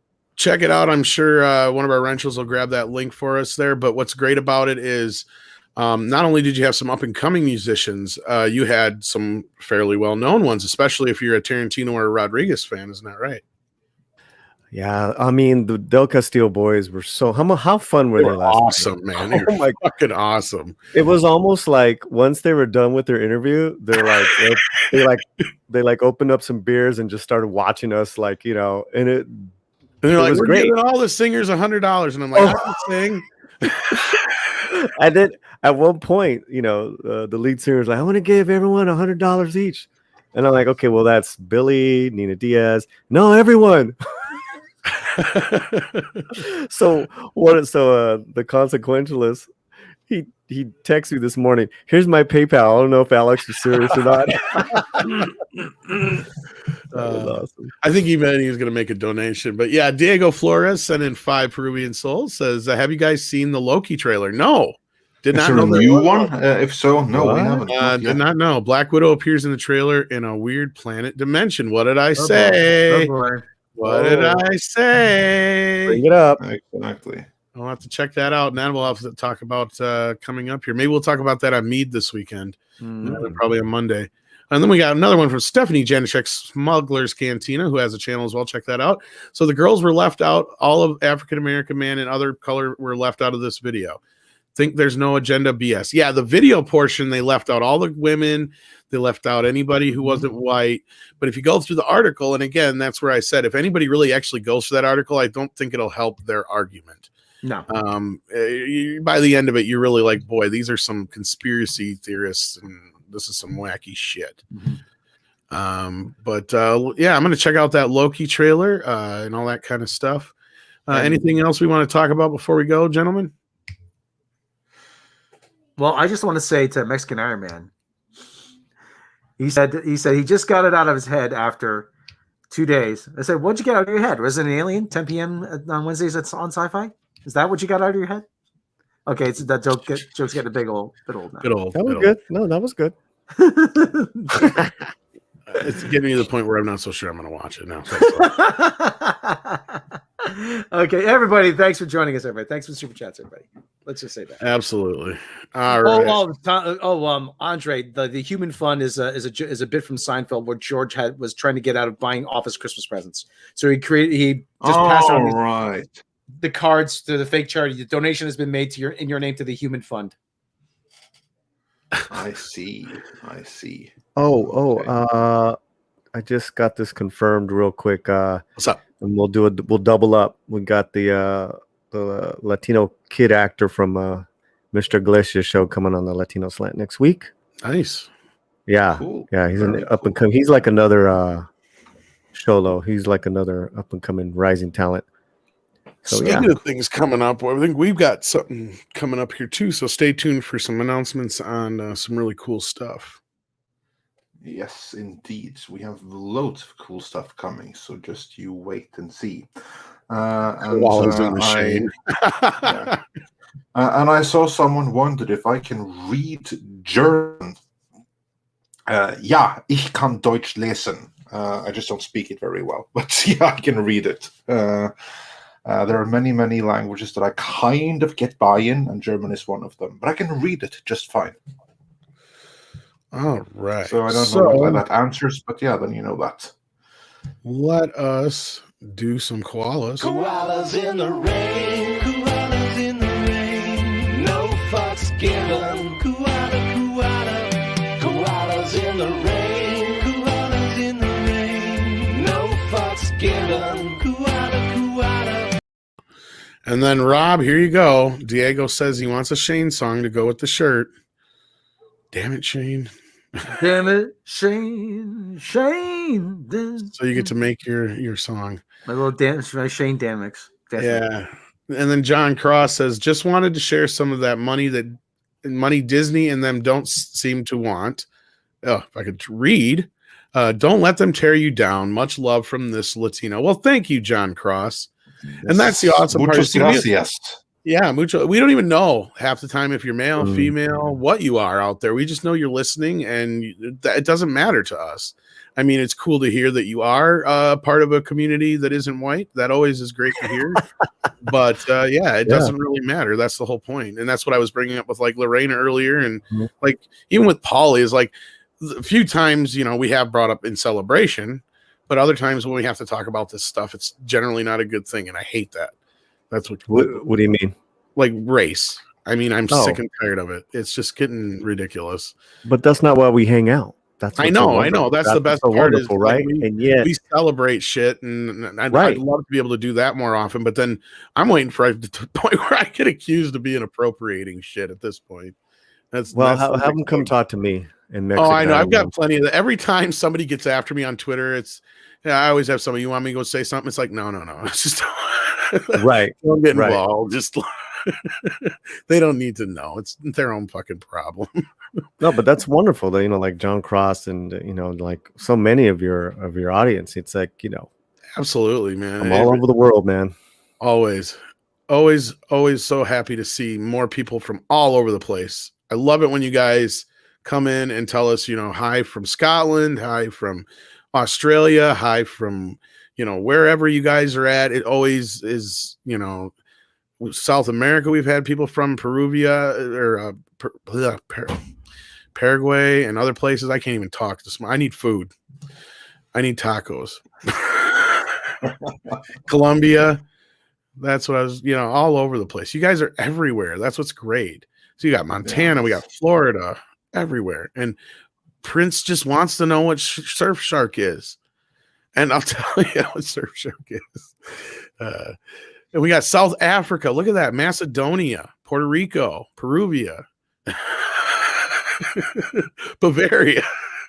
Yeah, roll call right now, guys. Where's everyone from? I miss going to Bavaria. I was there. That was like the last. Oh, Slovenia. Nice. Yeah, Slovenia, cool. Finland, Nice. Colorado. Yes, very cool. We even got a taco here. Hola, España. Actually, rather Dobroveches right now. It's more like it. Hungary. Yeah. Canada. Yeah. Waffles in the rain does not sound good because then they get soggy. We even have Okay. And we got Saxon in here. That's awesome. Chile, brilliant stuff. And Hamburg, that's awesome. South Carolina. You know what? Stephen Otten in South Carolina. There was a time when I almost moved to South Carolina when I was a kid.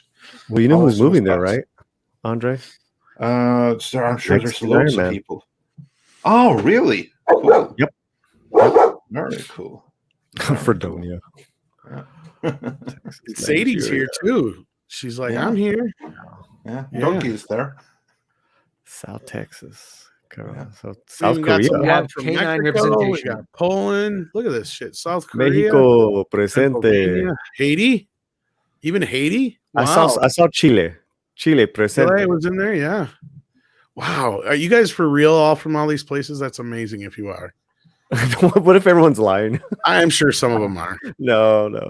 That's all right. I don't think so because, like half our audience are from all over the world. This is beautiful. Wow. This is great. Venezuela. Hologram nunchucks from my mom's place. Yeah. That's awesome. Max is in Virginia. I loved Virginia. It was amazing when I was there in, when was it? That was the first time I was in America. I was Nigeria. 2 weeks in Virginia before we headed over to South Carolina, where we almost moved to what was it? Like the Camp Lejeune. That was in Virginia, and what was the military base? And anyway, globalists were being couple of people from Portugal. Yeah, Fala Português. And Mario Pelote wants to remind us of our Canadian brethren up above. Yeah. Salute du Quebec. Yes, we have a lot of Canadian love, as much shit as we give them. Tenemos personas en la isla hermosa, Puerto Rico. Hell yeah. Aviva J. Sherman, Aviva Quebec. Aviva J. Sherman, Aviva Quebec. Yes, and Phone Box Chicken is in Coventry, or as I believe the locals call it, Chaventry. I've been there too, actually. So they even got somebody from Dantooine. It's on Dantooine. It's on Dantooine. Asgardia. Oh yeah. Asgardia. There you go. What about No Love from Wakanda? Zamunda? No Zamunda? No Zamunda. Oh, we gave. What about Nextdoria? Nextdoria. God. It's nighttime in Portugal. Boa noite. Boa noite. Mrs. Slan is Portuguese Brazilian, so I learned a couple of words.